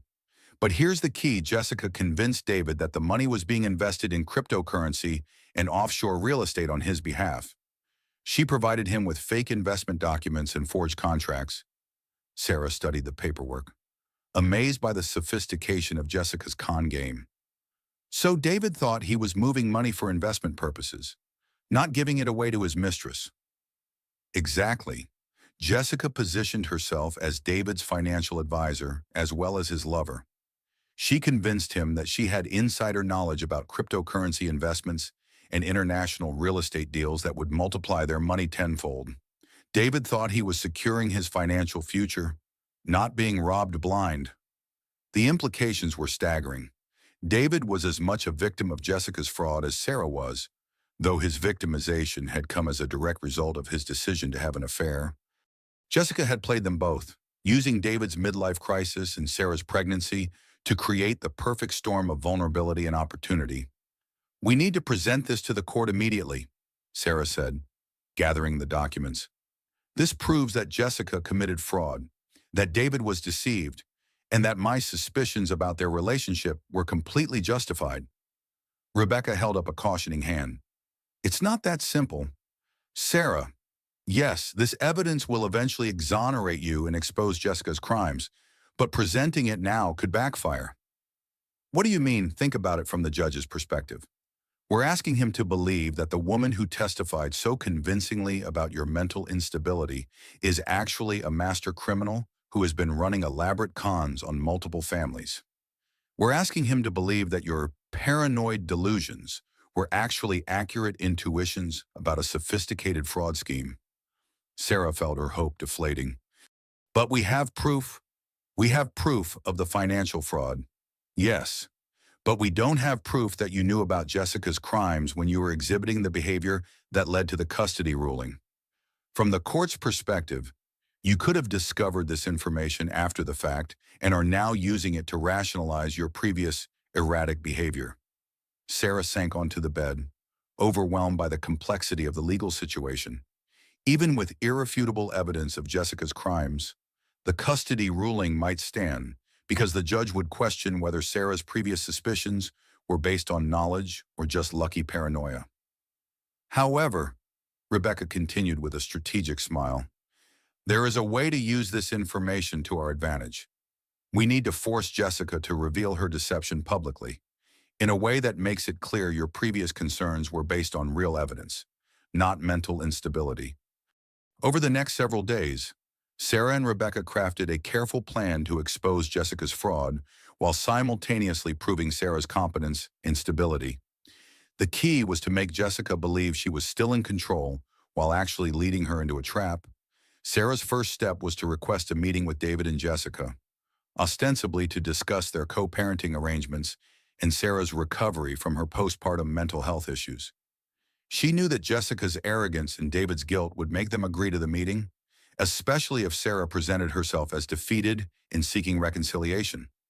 The meeting took place at David's attorney's office, neutral territory that would make everyone feel safe while also providing witness testimony if needed. Sarah arrived looking composed and professional, having spent considerable time and money on her appearance to counteract the image of the unstable, disheveled woman from the custody hearing. "Sarah," David said as she entered the conference room, "you look good. Rested. I'm glad to see you're taking care of yourself." "Thank you," Sarah replied with what she hoped looked like genuine gratitude. "The therapy has been very helpful." I'm starting to understand how my anxiety and depression affected my judgment and behavior. Jessica, seated beside David, smiled with what appeared to be genuine warmth. I'm so proud of you for getting the help you needed. Sarah, I know how hard it must have been to admit that you were struggling. Sarah marveled at Jessica's ability to maintain her caring friend persona, even while committing felony fraud. It was a master class in psychological manipulation. I wanted to meet with both of you because I realize I owe you apologies, Sarah continued, following the script she and Rebecca had rehearsed. David, I'm sorry for the accusations I made about your fidelity. My therapist helped me understand that my fears about you having an affair were projections of my own insecurities about my changing body and my role in our family. David's relief was visible. Sarah, you don't need to apologize. I understand that pregnancy and stress can affect judgment. I'm just glad you're getting better. And Jessica, Sarah turned to her former best friend, I'm especially sorry for the paranoid thoughts I had about you. I actually convinced myself that you were involved in some kind of conspiracy with David to steal money from our family accounts. Can you imagine anything so ridiculous? Jessica's smile faltered for just a moment before returning to full brightness. Oh, honey, pregnancy hormones can make us think the craziest things.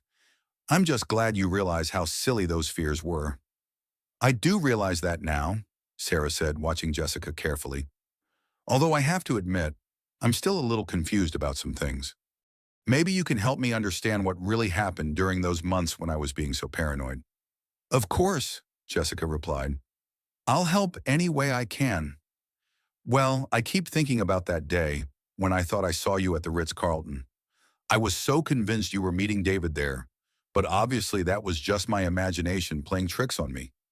Sarah watched Jessica's face closely as she navigated this conversational minefield. Jessica had to be careful not to confirm the hotel meetings while also maintaining her innocence. I think you might have seen someone who looked like me, Jessica said smoothly.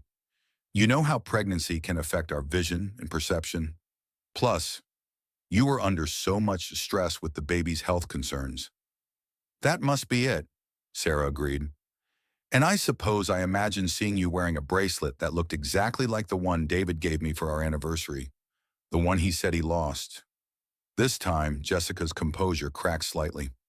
She instinctively touched her wrist, where she was indeed wearing the stolen bracelet, before catching herself.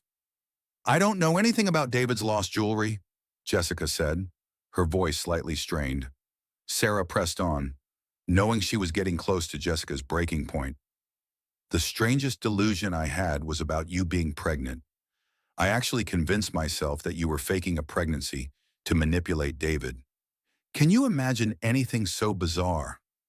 A fake pregnancy scheme? It sounds like something out of a movie. Jessica's laugh sounded forced and artificial. That does sound like something from a psychological thriller. Though I have to say, Sarah, I am actually pregnant, so your intuition wasn't completely wrong. Just misdirected. This was the moment Sarah had been waiting for. You're pregnant. That's wonderful news. How far along are you? About 4 months, Jessica replied, placing a protective hand over her flat stomach. 4 months, but Jessica, that's impossible. Jessica's face went pale. What do you mean? Sarah pulled out a manila envelope and placed it on the conference table. I mean that according to your medical records, you had a complete hysterectomy 5 years ago due to ovarian cancer. You cannot conceive or carry children, so either you've experienced a medical miracle or you're lying about being pregnant. The silence in the room was deafening.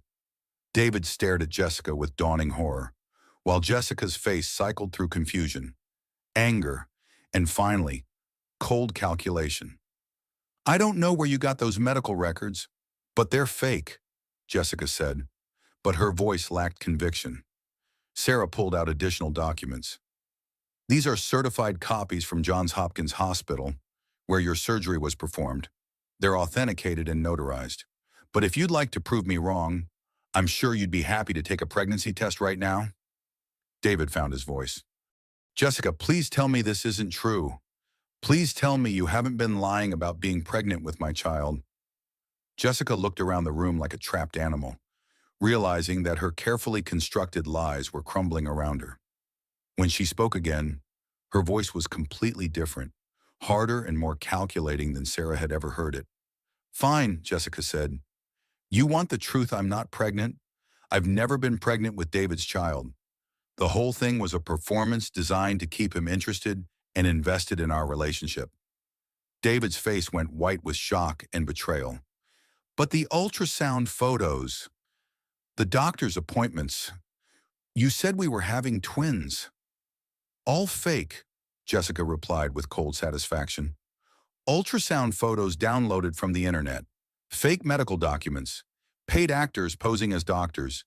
It's amazing what you can accomplish with a little creativity and some startup capital." Sarah watched David's world collapse in real time. The man who had been willing to abandon his family for Jessica and their unborn children was learning that everything he had sacrificed his marriage for was based on lies. "The money," David whispered. "The $2.8 million I transferred to your investment accounts is gone," Jessica finished. "Moved to offshore accounts where you'll never find it. Consider it payment for services rendered."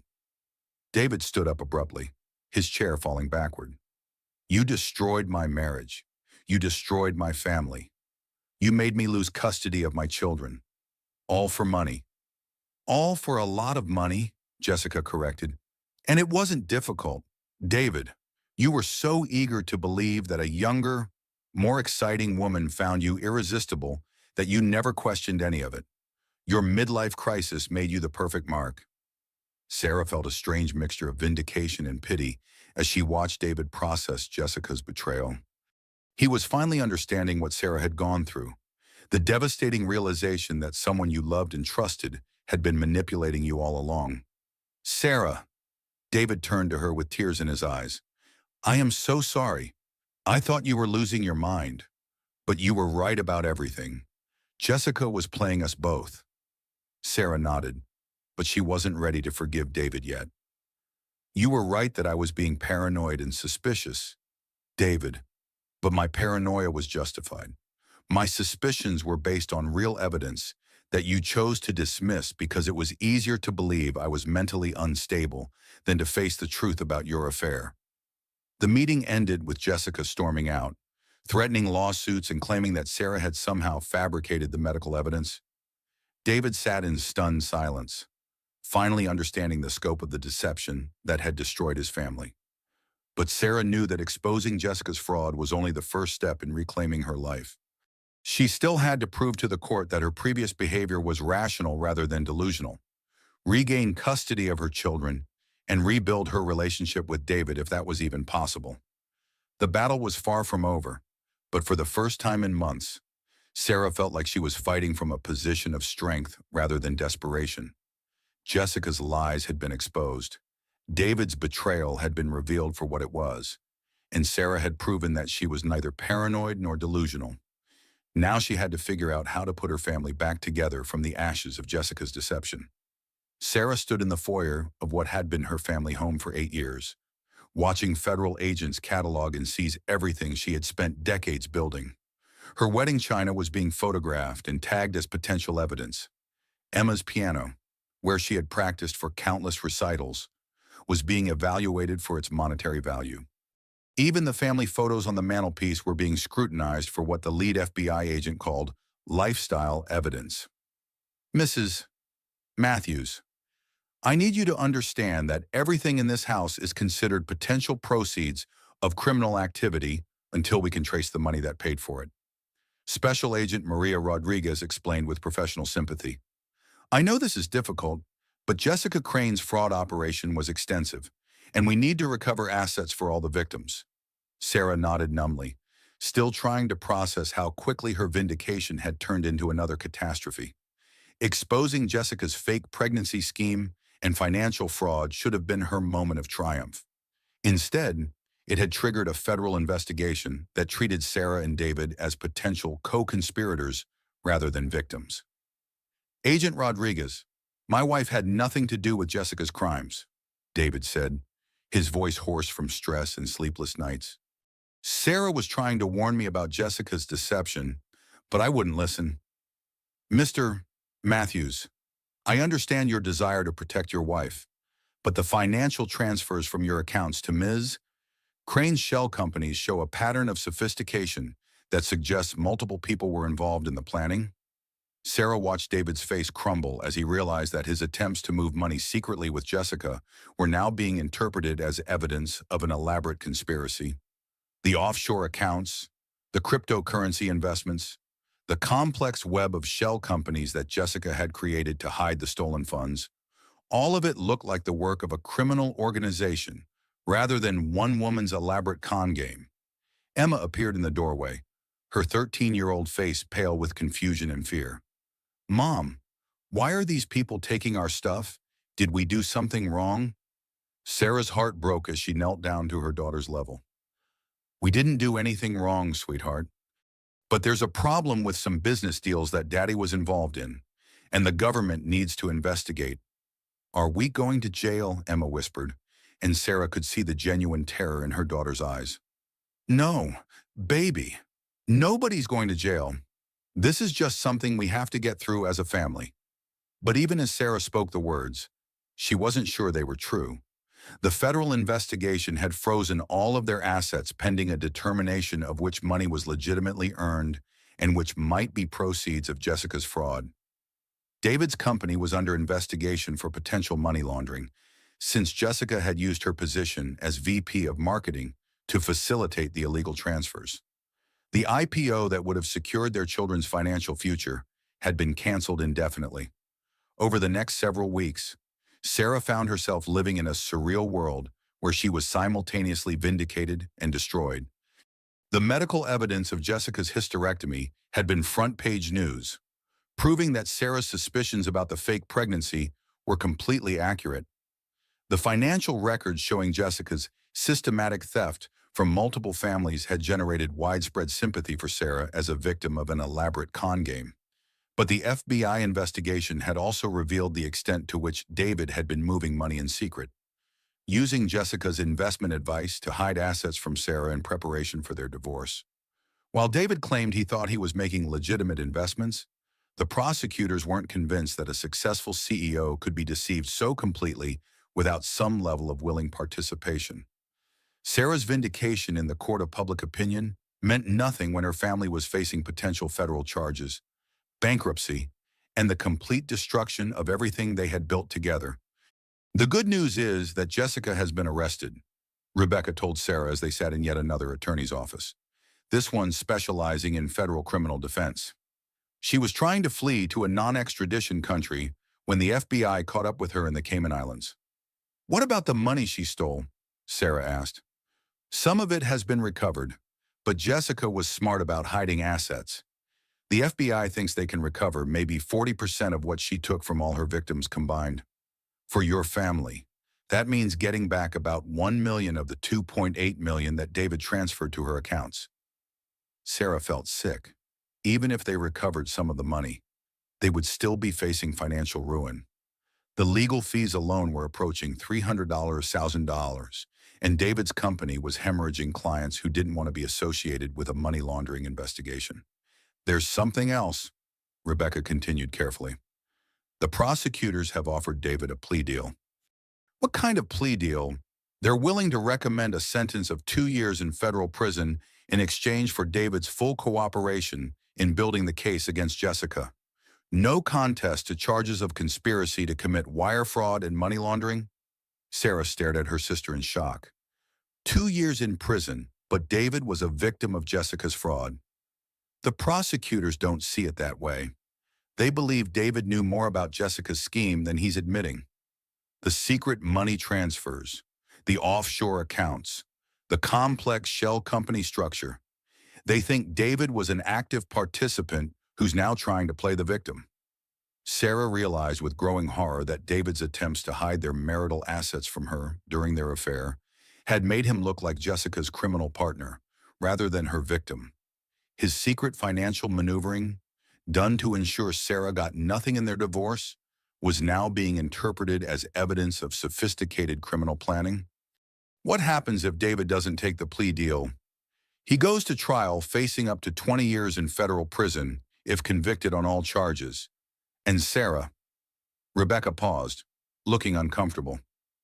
There's a possibility that you could be charged as well. How could I be charged with anything? The prosecutors think you might have known about David's secret financial moves and chosen to stay silent to protect your own interests. They're questioning whether your discovery of the affair was really as innocent as you claim. Sarah felt like she was living in a nightmare where every action she had taken to protect her family was being twisted into evidence of criminal intent. Her attempts to investigate David's suspicious behavior were being reframed as involvement in financial fraud. Her decision to gather evidence against Jessica was being questioned as possible consciousness of guilt. The legal system that was supposed to protect victims was treating Sarah like a criminal, while the real criminal, Jessica, was negotiating her own plea deal from federal custody. Over the following months, Sarah watched her life disintegrate in slow motion. David ultimately decided to take the plea deal, accepting 2 years in federal prison rather than risk a 20-year sentence at trial. Emma, traumatized by her father's imprisonment and the family's financial collapse, was struggling in school and had started seeing a therapist. The premature baby, now 6 months old and finally healthy enough to come home from the NICU, was thriving physically but would never know financial security. The college fund that was supposed to ensure his education had been seized by the federal government. The trust fund that would have given him opportunities and advantages had been dissolved to pay legal fees. Sarah found herself living in a small apartment with her 2 children, working at a customer service job that barely covered their basic expenses. The woman who had once been the wife of a millionaire CEO was now qualifying for food assistance and Medicaid. But perhaps the most devastating part of the whole ordeal was the way the public narrative had shifted. Initially, Sarah had been portrayed as the victim of an elaborate con game, the pregnant wife who had been betrayed by her husband and best friend. But as the federal investigation revealed the complexity of the financial fraud, media coverage began to question Sarah's innocence. Internet conspiracy theories suggested that Sarah had been in on the scheme from the beginning, that her discovery of the affair had been staged to provide cover when the fraud was eventually exposed. Social media comments accused her of being a master manipulator who had played the victim while helping to steal millions of dollars from innocent investors. The truth, that Sarah had been completely deceived by both David and Jessica, that her suspicions had been dismissed as mental illness, that she had fought desperately to expose Jessica's crimes, seemed less compelling than the narrative of a criminal family brought down by their own greed. Sarah's lowest point came when she was visiting David in federal prison, sitting across from her husband in the sterile visiting room while their premature son slept in her arms. "I'm sorry," David said for the 100th time. "I'm so sorry for everything I put you and the children through. Sorry doesn't fix this." "David," Sarah replied, her voice empty of emotion. "Sorry doesn't give Emma her college fund back. Sorry doesn't give our son the opportunities he should have had. Sorry doesn't undo 2 years of our children wondering why their father is in prison. When I get out, I'll spend the rest of my life making this right," David promised. "I'll work 3 jobs if I have to. I'll rebuild everything we lost." Sarah looked at her husband, this man she had loved for 15 years, who had been willing to abandon their family for Jessica's lies, and realized that their marriage was over. Not because of the affair, not because of the financial betrayal, but because the trust between them had been so completely shattered that it could never be repaired. "I want a divorce, David," she said quietly. "When you get out of prison, I want you to be a good father to our children, but I can't be your wife anymore." David nodded, tears streaming down his face. "I understand. I don't deserve another chance with you." As Sarah drove home from the prison, her baby sleeping peacefully in his car seat, she realized that hitting rock bottom had given her something unexpected clarity. For months, she had been focused on proving her innocence, on fighting the legal system, on trying to recover what had been stolen from her family. But maybe it was time to stop fighting the past and start building the future. Maybe it was time to stop being a victim and start being a survivor. Sarah had lost almost everything: her marriage, her home, her financial security, her reputation. But she still had her children, her intelligence, her education, and her determination. She had survived Jessica's deception, David's betrayal, and the federal investigation. She had kept her family together through the worst crisis of their lives. Maybe that was enough to build on. Maybe that was the foundation for whatever came next. As Sarah pulled into the parking lot of her small apartment complex, she made a decision. She was going to stop focusing on what Jessica and David had taken from her. Instead, she was going to focus on what she could create for herself and her children. The war for her family's future wasn't over. It was just beginning. And this time, Sarah was going to fight it on her own terms. 2 years later, Sarah was just beginning to rebuild her life when the call came that would once again turn her world upside down. She was at her small apartment, helping Emma with college application essays while their 4-year-old son played with building blocks on the living room floor, when her phone rang with news that would shatter the fragile peace she had worked so hard to achieve. "Mrs. Matthews, this is Agent Rodriguez with the FBI. I have some news about Jessica Crane." Sarah's blood went cold. Jessica had been serving a 15-year federal sentence for fraud and money laundering, safely locked away where she could never hurt Sarah's family again. "What news could there possibly be?" "She's dead," Agent Rodriguez continued. "Jessica Crane was found dead in her cell at the Federal Correctional Facility in Danbury 3 days ago. It appears to be suicide." Sarah sank onto her couch, her mind reeling. Suicide. She left a detailed confession, taking full responsibility for the fraud scheme and exonerating both you and your husband of any wrongdoing. The confession also reveals information about several other criminal enterprises she was involved in. Based on this new evidence, we're prepared to recommend that David's sentence be reduced and that all charges against you be formally dropped.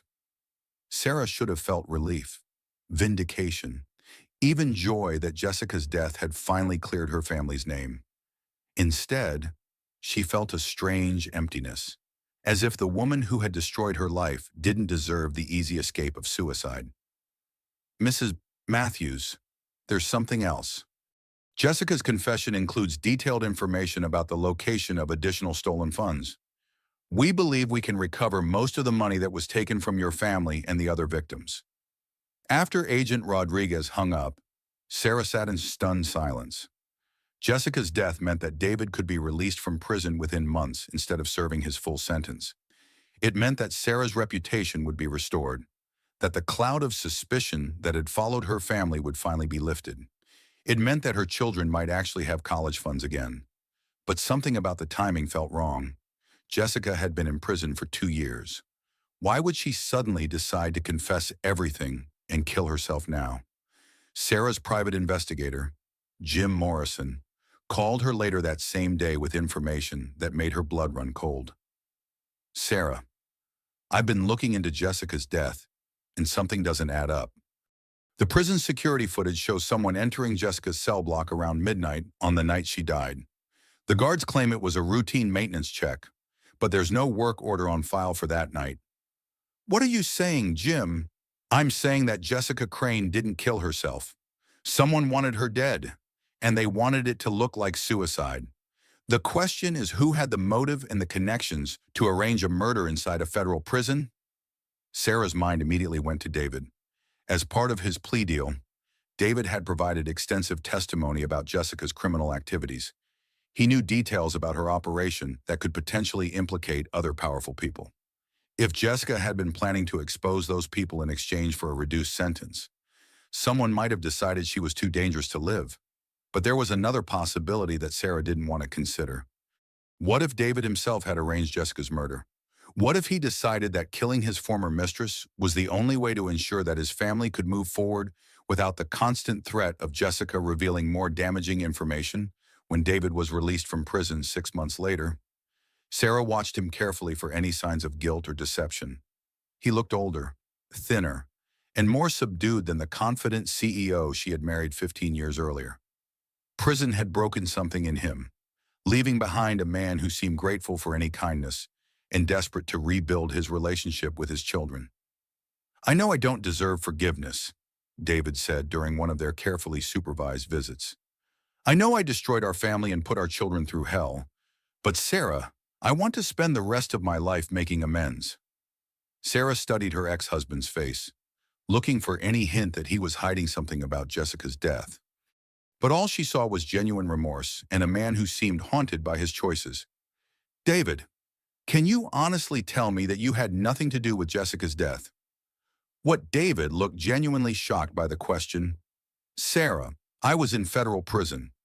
How could I have had anything to do with Jessica's death?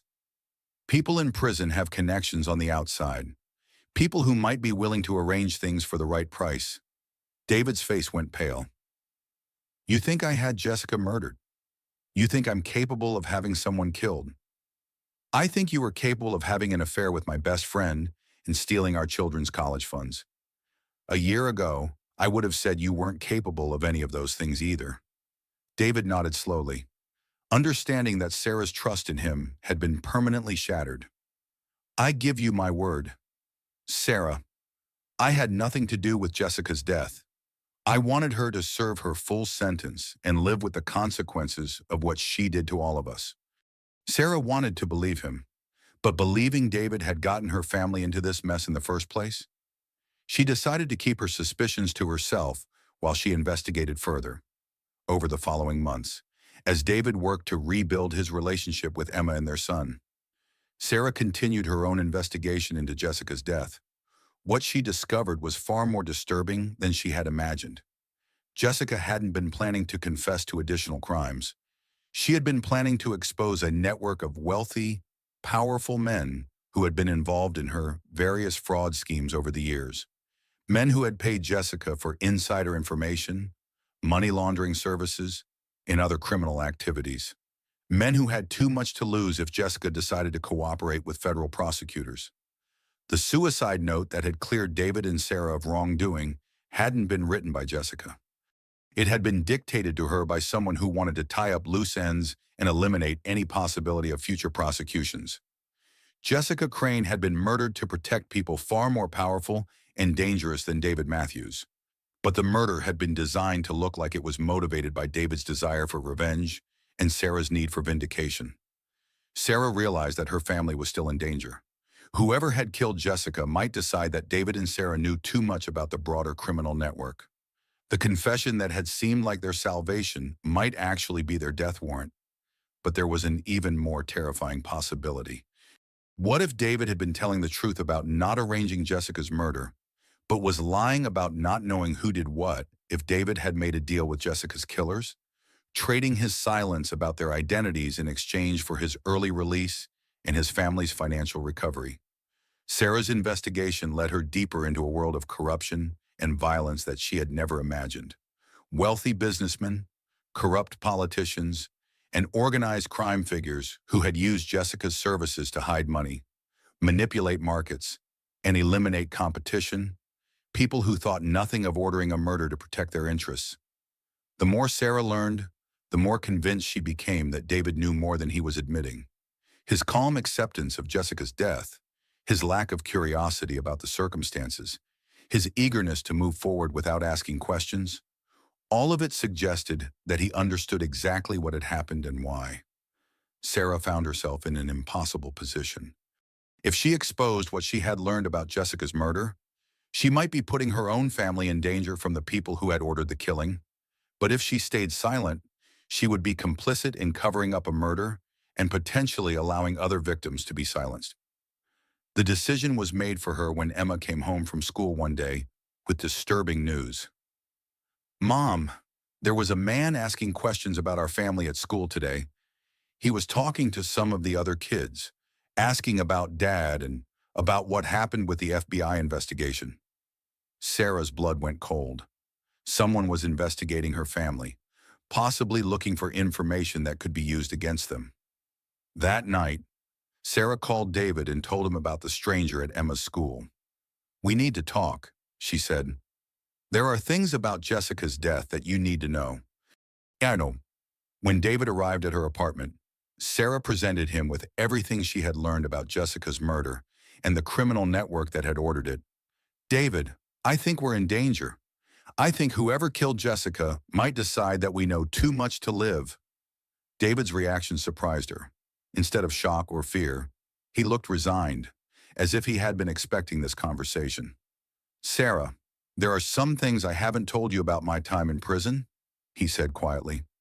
Things I couldn't tell you because I was trying to protect you and the children. What kind of things? I was approached by representatives of some very powerful people.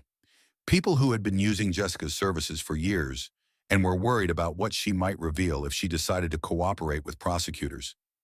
Sarah felt her heart racing. What did they want from you? They wanted to know how much I knew about Jessica's other clients and activities. They wanted assurance that I wouldn't cause problems for them if I was released early. And what did you tell them?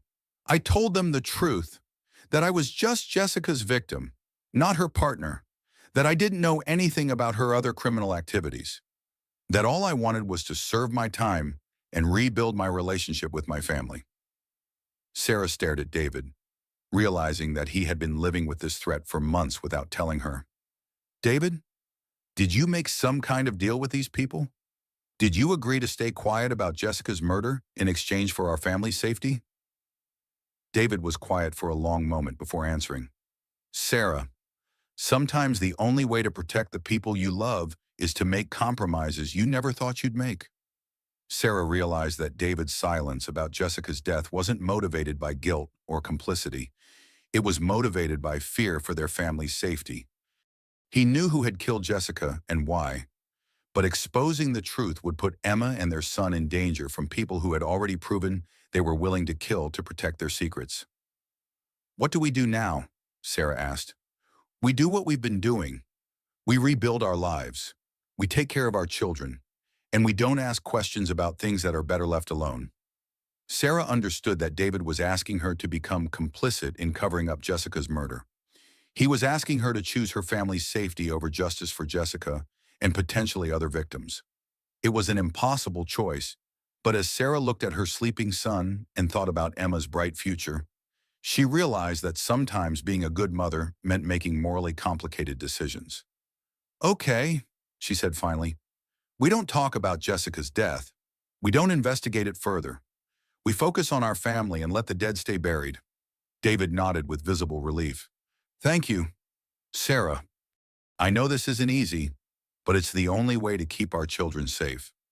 As David prepared to leave, Sarah stopped him with one final question. David, do you ever regret that Jessica is dead? Do you ever wish things had ended differently?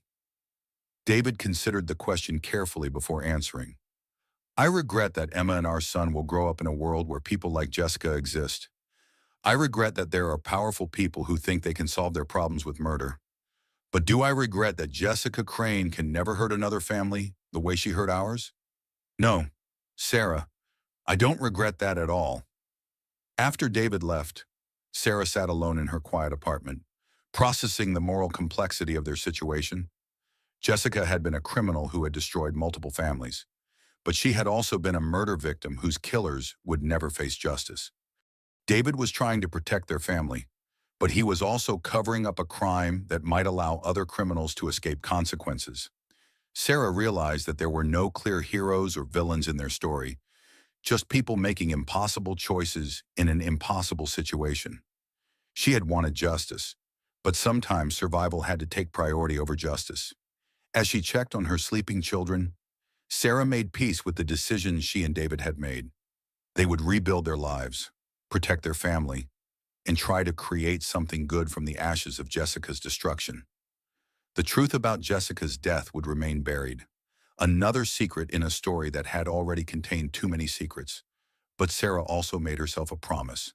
If the people who had killed Jessica ever threatened her children directly, she would expose everything she knew, regardless of the consequences. Her family's safety came first, but there were lines she would not allow anyone to cross. The war for her family's future was finally over. Sarah had won, but victory had come at a price she never could have imagined paying. 5 years after Jessica's death, Sarah had built a new life from the ruins of her old one. She had published a best-selling memoir about surviving financial fraud and family betrayal, titled Shattered Trust: A Wife's Journey from Deception to Recovery. The book had resonated with thousands of women who had experienced similar betrayals, and Sarah had become a sought-after speaker on topics of financial abuse and recovery. Emma was now a freshman at Northwestern University, studying journalism and investigating the intersection of crime and family trauma for her own work. Their son, Michael, was a bright and curious 8-year-old who had no memory of the chaos that had surrounded his early years. Sarah and David had developed a cordial co-parenting relationship, though they had never reconciled as a couple. Sarah was just finishing a speaking engagement in Chicago when she received the phone call that would force her to confront the ghosts of her past one final time. "Is this Sarah Matthews?" The voice was female, young, nervous. "Yes, this is Sarah. Who is this?" "My name is Amanda Crane. Jessica Crane was my older sister." Sarah's blood turned cold. She found a quiet corner of the hotel lobby and pressed the phone closer to her ear. "I'm sorry for your loss, Amanda, but I'm not sure why you're calling me. Because I know my sister didn't kill herself, and I think you know it too." Sarah closed her eyes, feeling the weight of 5 years of carefully maintained secrets pressing down on her. "Amanda, I think you're mistaken. The FBI investigation concluded." "The FBI investigation was a cover-up," Amanda interrupted. "I've spent the last 5 years investigating my sister's death, and I have evidence that proves she was murdered." "Wait, what kind of evidence?" "The kind that certain powerful people would pay a lot of money to keep buried. The kind that explains why a federal prisoner with no history of mental illness suddenly decided to confess to crimes she didn't commit and then conveniently die before she could change her mind." Sarah felt trapped.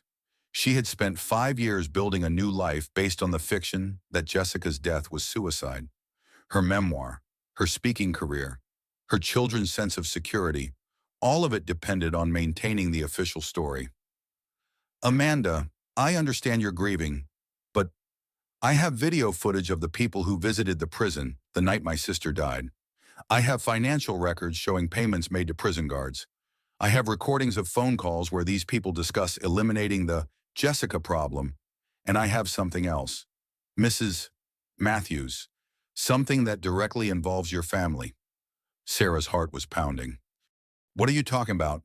"I'm talking about the real reason my sister was killed. It wasn't just to protect some businessmen from fraud charges.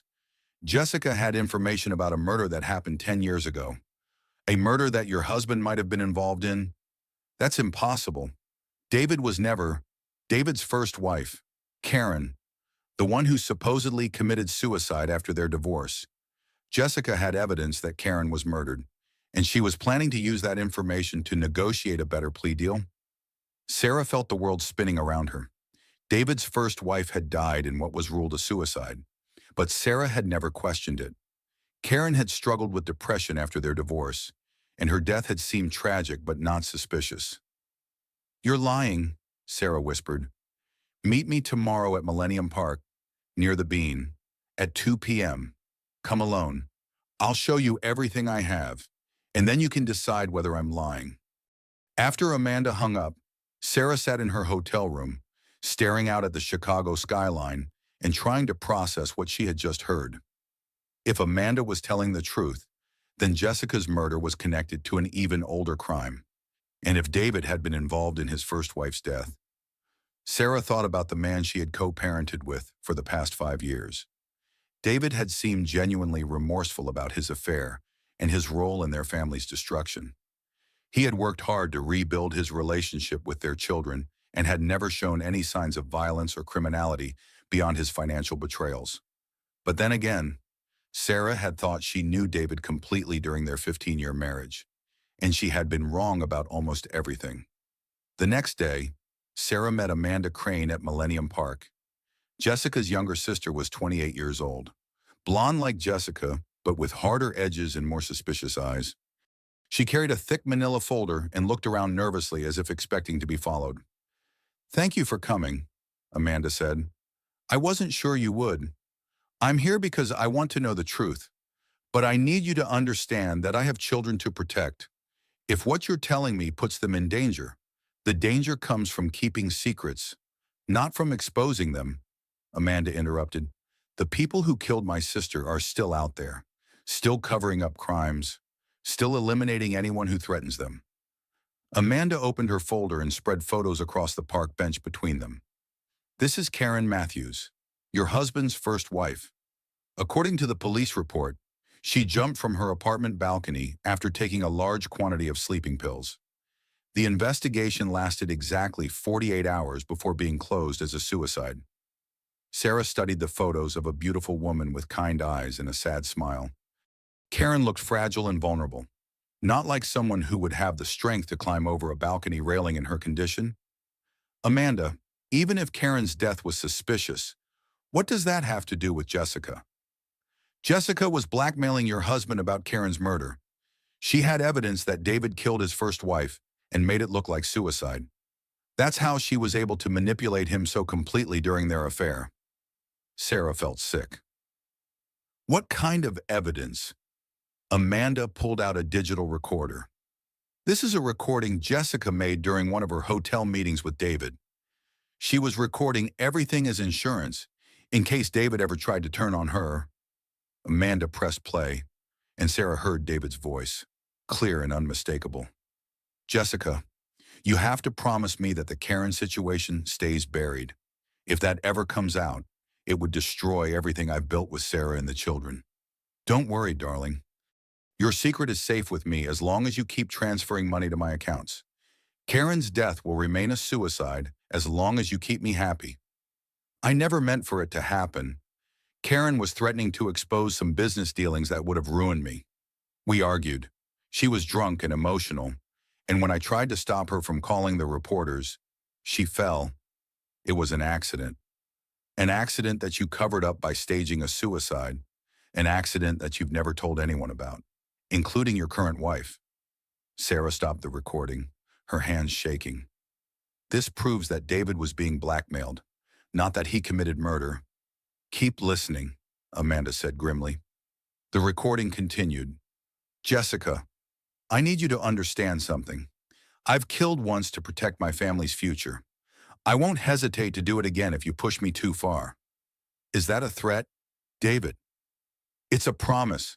Karen learned what happens to people who try to destroy me. Don't make the same mistake. Sarah felt like she was going to vomit.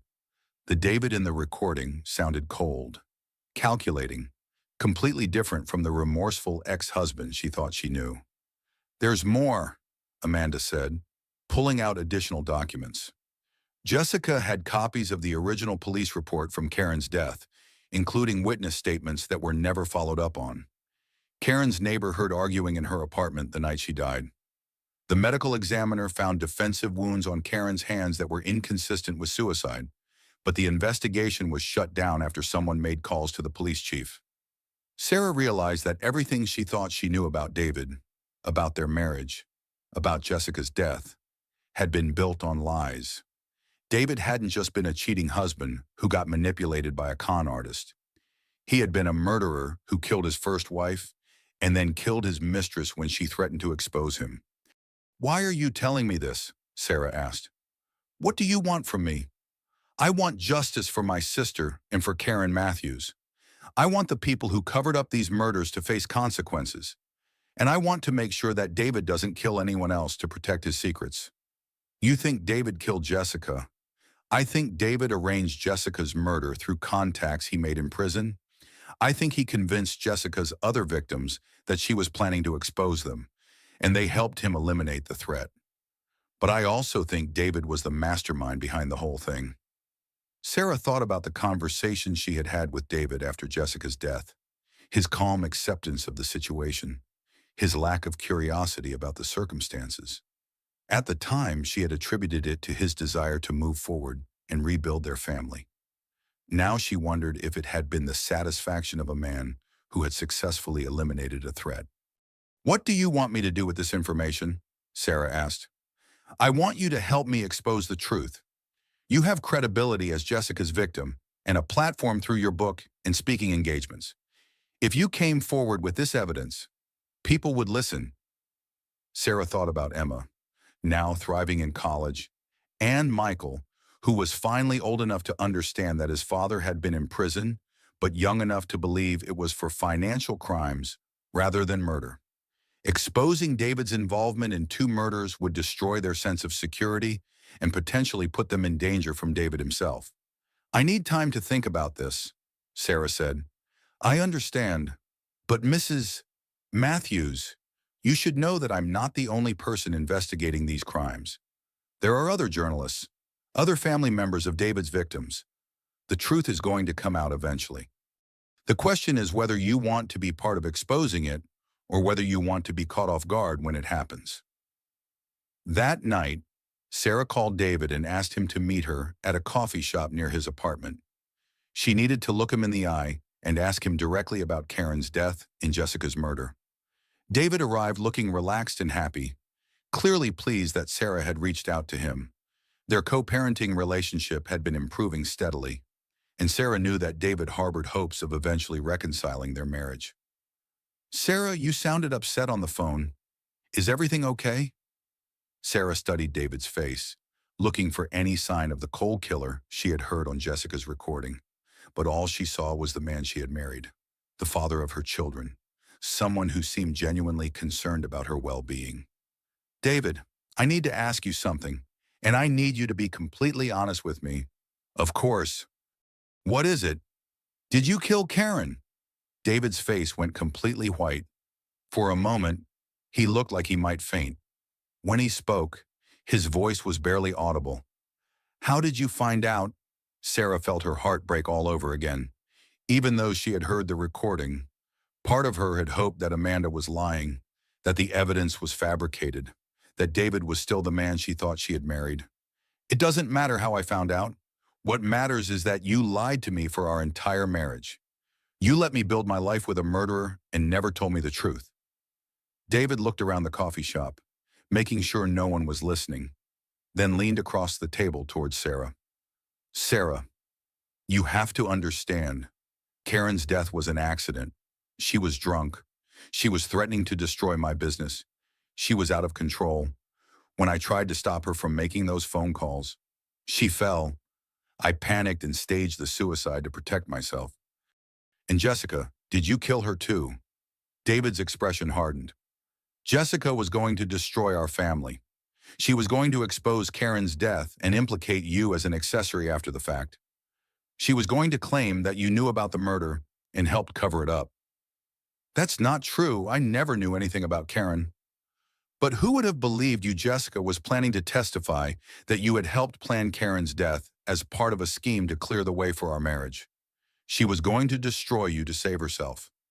Sarah realized that David was admitting to arranging Jessica's murder while simultaneously trying to justify it as protecting Sarah. The man she had loved for 15 years was a killer who had murdered two women and convinced himself that he was the victim. "David, you need to turn yourself in. You need to confess to what you've done and face the consequences." "I can't do that, Sarah. I won't do that to Emma and Michael. They've already been through enough trauma. I won't let them grow up knowing their father is a murderer. They're going to find out anyway. Amanda Crane has evidence. Other people are investigating. The truth is going to come out whether you confess or not." David's expression became cold and calculating, reminding Sarah of the voice on Jessica's recording. "Then I guess I'll have to make sure that Amanda Crane meets the same fate as her sister." Sarah felt terror wash over her as she realized that David was threatening to kill again. The man sitting across from her wasn't the husband she had loved or the father her children needed. He was a serial killer who would eliminate anyone who threatened his carefully constructed image. "David, if you hurt Amanda or anyone else, I will make sure that Emma and Michael know exactly what kind of man their father really is." "You won't do that, Sarah. You love our children too much to destroy their lives with the truth." Sarah realized that David was right. She was trapped by her love for her children, just as she had been trapped by her love for him during their marriage. David was counting on her maternal instincts to keep her silent while he continued killing people who threatened him. But as Sarah looked at David's cold, calculating expression, she made a decision that would change everything. "You're wrong. David, I love our children too much to let them grow up with a murderer who might someday turn his violence on them." Sarah stood up from the table and walked out of the coffee shop. leaving David sitting alone with his threats and his secrets. She had finally found the courage to choose justice over family loyalty, truth over comfortable lies. The war for her family's future was about to enter its final phase, and this time, Sarah was going to make sure that the right person won. 6 months after her confrontation with David at the coffee shop, Sarah found herself sitting in a federal courtroom, watching her ex-husband being sentenced for the murders of Karen Matthews and Jessica Crane. The evidence that Amanda Crane had collected, combined with Sarah's testimony about David's confessions and threats, had been overwhelming.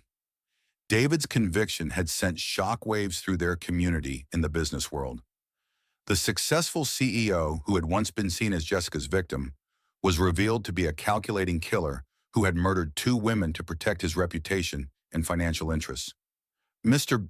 Matthews," Judge Patricia Williams said from the bench, "you have been found guilty of 2 counts of first-degree murder, conspiracy to commit murder, obstruction of justice, and witness intimidation. The evidence presented in this case reveals a pattern of violence and manipulation that spans over a decade." Sarah watched David's face as the judge spoke. Gone was any pretense of remorse or victimhood. The man standing in shackles looked cold and defiant, angry that his carefully constructed lies had finally been exposed. "The prosecution has painted a picture of a man who believed he was above the law, who thought he could solve his problems through violence and cover-ups. Your first victim, Karen Matthews, was a vulnerable young woman struggling with depression after your divorce. Instead of helping her, you killed her and staged her suicide to protect your business interests." Sarah thought about Karen, the woman whose death had made her own marriage possible. She wondered what her life would have been like if she had known the truth about David from the beginning, if she had understood that her happiness was built on another woman's murder. Your second victim, Jessica Crane, was certainly a criminal who caused tremendous harm to multiple families. But she was also serving a federal sentence for her crimes, and she had the right to serve that sentence without being murdered by someone seeking revenge. The judge's words reminded Sarah of the moral complexity that had defined her entire ordeal. Jessica had been both a victim and a victimizer, both a criminal and a murder victim. There were no simple heroes or villains in this story, just people making choices that created ripple effects they never could have anticipated. "I hereby sentence you to life in prison without the possibility of parole for the murder of Karen Matthews, and life in prison without the possibility of parole for the murder of Jessica Crane. Sentences to run consecutively. You will also serve an additional 20 years for the conspiracy and obstruction charges." As the judge pronounced the sentence, Sarah felt a mixture of relief and sadness. David would never hurt anyone again, but Emma and Michael had lost their father forever. The man who had once been the center of their family was now a convicted murderer who would die in prison. After the sentencing, Sarah met with Amanda Crane outside the courthouse. Jessica's sister had become an unlikely ally and friend during the investigation and trial. "Thank you," Amanda said, tears streaming down her face. "Thank you for having the courage to testify against him. I know it wasn't easy." "It was the hardest thing I've ever done," Sarah admitted. "But I couldn't let him kill again. I couldn't let your sister's death go unavenged." "What will you tell your children?" Sarah had been dreading this question for months. Emma was now 20 years old and had followed the trial closely, understanding the full scope of her father's crimes. But 12-year-old Michael still believed that David was in prison for financial crimes, not murder. "I'll tell them the truth, age appropriately. Emma already knows most of it. Michael will learn more as he gets older and is able to process it. They deserve to know who their father really was, even if it's painful." Over the following months, Sarah worked with both children to help them process the devastating revelation about David's true nature. Emma struggled with guilt and anger, wondering if there were signs she should have noticed, questioning whether David's love for her had been genuine. Michael was confused and heartbroken, unable to understand how the father who had taught him to ride a bike and helped with homework could also be a killer. Family therapy became a regular part of their lives, as Sarah, Emma, and Michael worked together to understand their complex feelings about David and their family's history. It was painful, difficult work, but Sarah knew it was necessary for their healing. The hardest part, Emma told their therapist during one session, is not knowing what was real. Did Dad really love us? Or were we just part of his image? Were his good moments with us genuine? Or was he just playing a role? Sarah understood Emma's confusion because she felt it herself. The David who had been a loving father and devoted husband had also been a calculating killer. Both versions of him had been real, which made it impossible to dismiss their entire family history as a lie.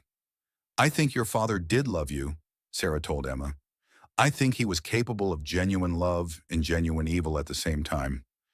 People are complicated, and we can care deeply about some people while being willing to hurt others.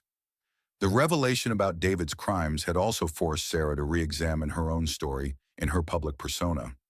Her memoir and speaking engagements had portrayed her as the innocent victim of Jessica's fraud and David's betrayal. But the truth was more complicated than that. Sarah had to acknowledge that she had ignored warning signs about David's character, that she had chosen comfortable lies over difficult truths, that she had prioritized her family's stability over justice for David's victims. She hadn't been a passive victim. She had been an active participant in maintaining the systems that allowed David to escape consequences for his crimes. This recognition led Sarah to write a second book, titled Complicit: How Good People Enable Evil. The book examined the ways that families, communities, and institutions protect abusers and killers by refusing to acknowledge uncomfortable truths.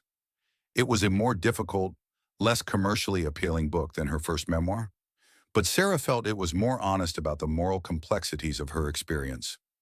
The book's publication led to a new chapter in Sarah's career as an advocate for victims' rights and criminal justice reform.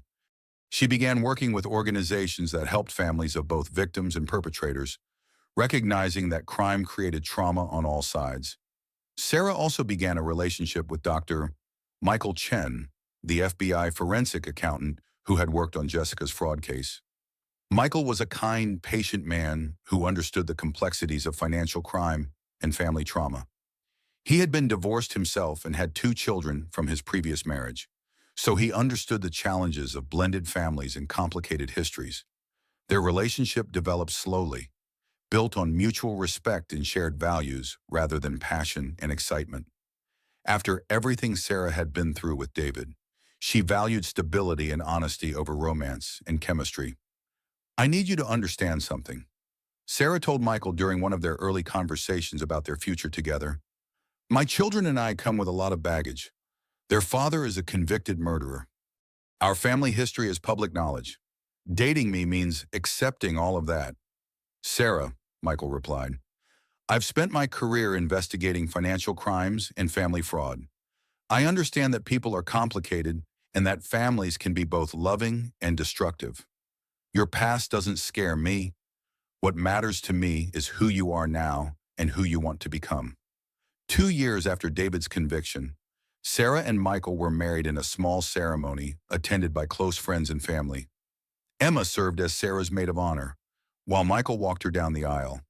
It was a quiet, meaningful celebration that focused on the future rather than the past.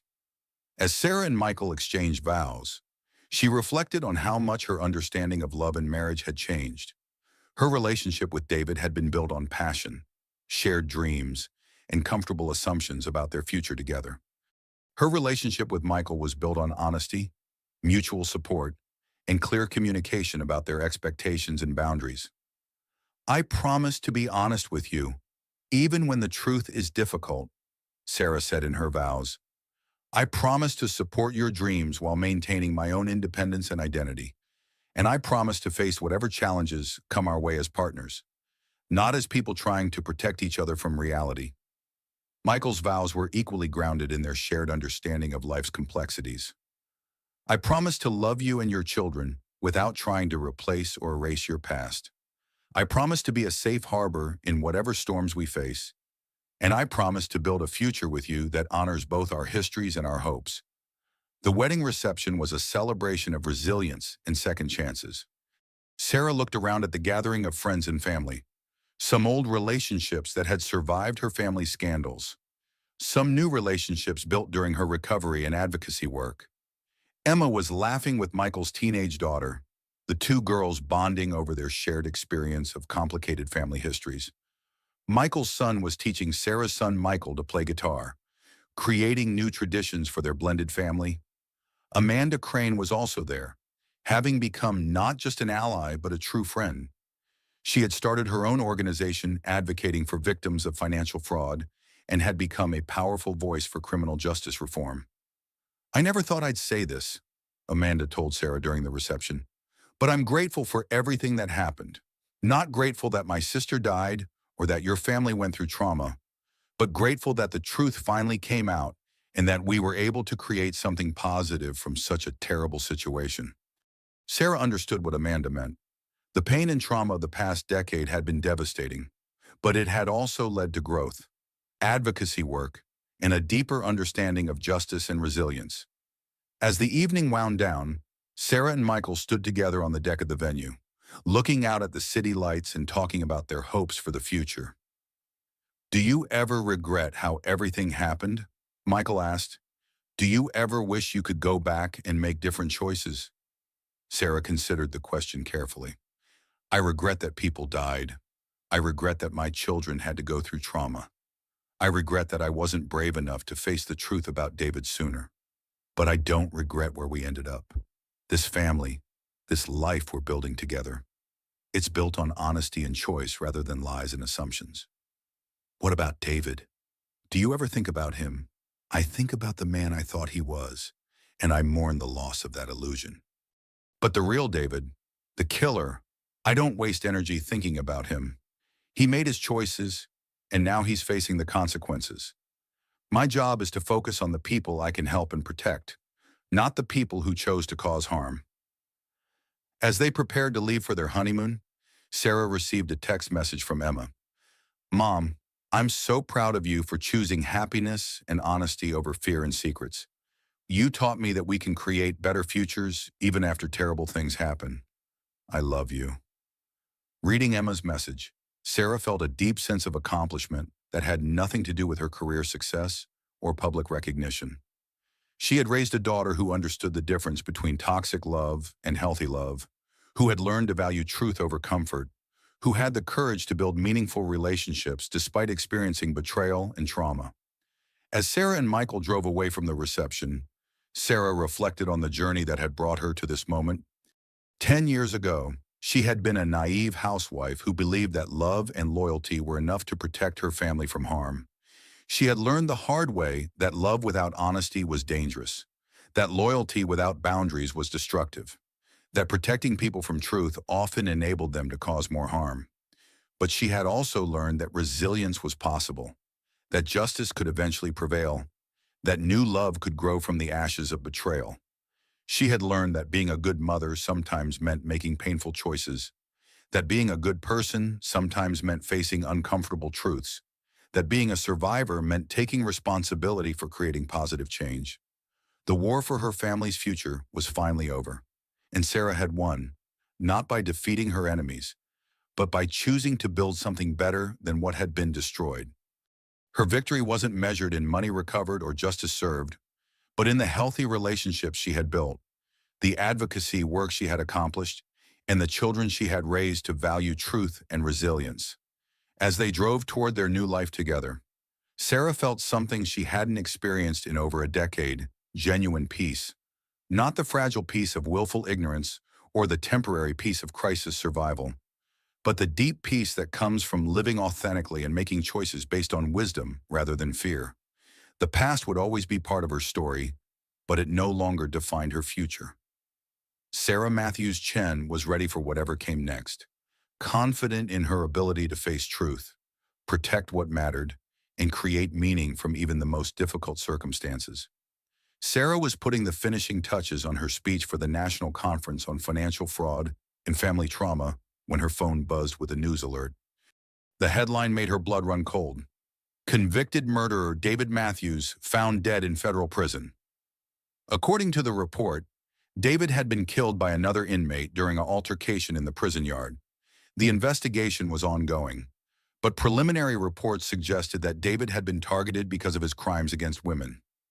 Sarah sat down heavily, processing the news. David's death meant that Emma and Michael would never have to worry about him being released, never have to wonder if he might someday pose a threat to their safety. But it also meant they would never get closure, never have the opportunity to confront him about his crimes or understand his motivations. Michael found her sitting in their home office, staring at her phone with a complicated expression. "What is it?" he asked gently. "David is dead, killed in prison." Michael sat down beside her and took her hand. "How do you feel about that?" "Relief, I think, and sadness, and guilt for feeling relieved. It's complicated. Most things are." Sarah called Emma and Michael Jr. to tell them the news before they heard it from other sources. Both children had mixed reactions. Emma felt a sense of closure and relief, while Michael Jr. was confused and sad about losing his father permanently. That evening, as Sarah delivered her speech to the conference, she spoke about the complexity of justice and closure. She talked about the importance of creating systems that protect victims while also acknowledging the humanity of perpetrators. She discussed the challenges faced by families of both victims and criminals, and the need for support systems that recognize the complicated emotions involved in seeking justice. "Justice isn't always clean or satisfying," Sarah told the audience. "Sometimes the people who hurt us die before we get answers. Sometimes the consequences for their actions aren't proportional to the harm they caused. Sometimes we have to find peace without getting the closure we think we deserve." After the speech, Amanda Crane approached Sarah with tears in her eyes. "Thank you for that," Amanda said. "I've been angry about David's death because I wanted him to suffer longer for what he did to Jessica. But you're right. We have to find peace regardless of what happens to the people who hurt us." Sarah hugged Amanda, grateful for the friendship that had grown from such tragic circumstances. As Sarah and Michael flew home from the conference, Sarah reflected on the strange twists of fate that had shaped her life. 10 years ago, she had been a pregnant wife discovering her husband's affair through accidental photos on his phone. Now she was a nationally recognized advocate, a published author, a remarried woman with a blended family, and a survivor who had helped bring justice to multiple victims. David's death was the final chapter in a story that had consumed a decade of her life. With his death, the threat he had posed to her family was permanently eliminated, and the secrets he had kept could never be used to hurt anyone else. But Sarah also understood that his death didn't erase the impact of his crimes. Karen Matthews would still be dead. Jessica Crane would still be dead. The families they had left behind would still be dealing with the trauma of their losses. What mattered now was what Sarah and her family would build going forward. They had survived betrayal, fraud, murder, and years of legal battles. They had learned to choose truth over comfort, justice over convenience, and healing over revenge. As their plane touched down, Sarah looked out the window at the city lights below and felt grateful for the life she had created from the ruins of her old one. She had learned that resilience wasn't about bouncing back to where you started. It was about using your experiences to create something better than what had been destroyed. The war was over. Sarah had won, and now, finally, she could focus on peace.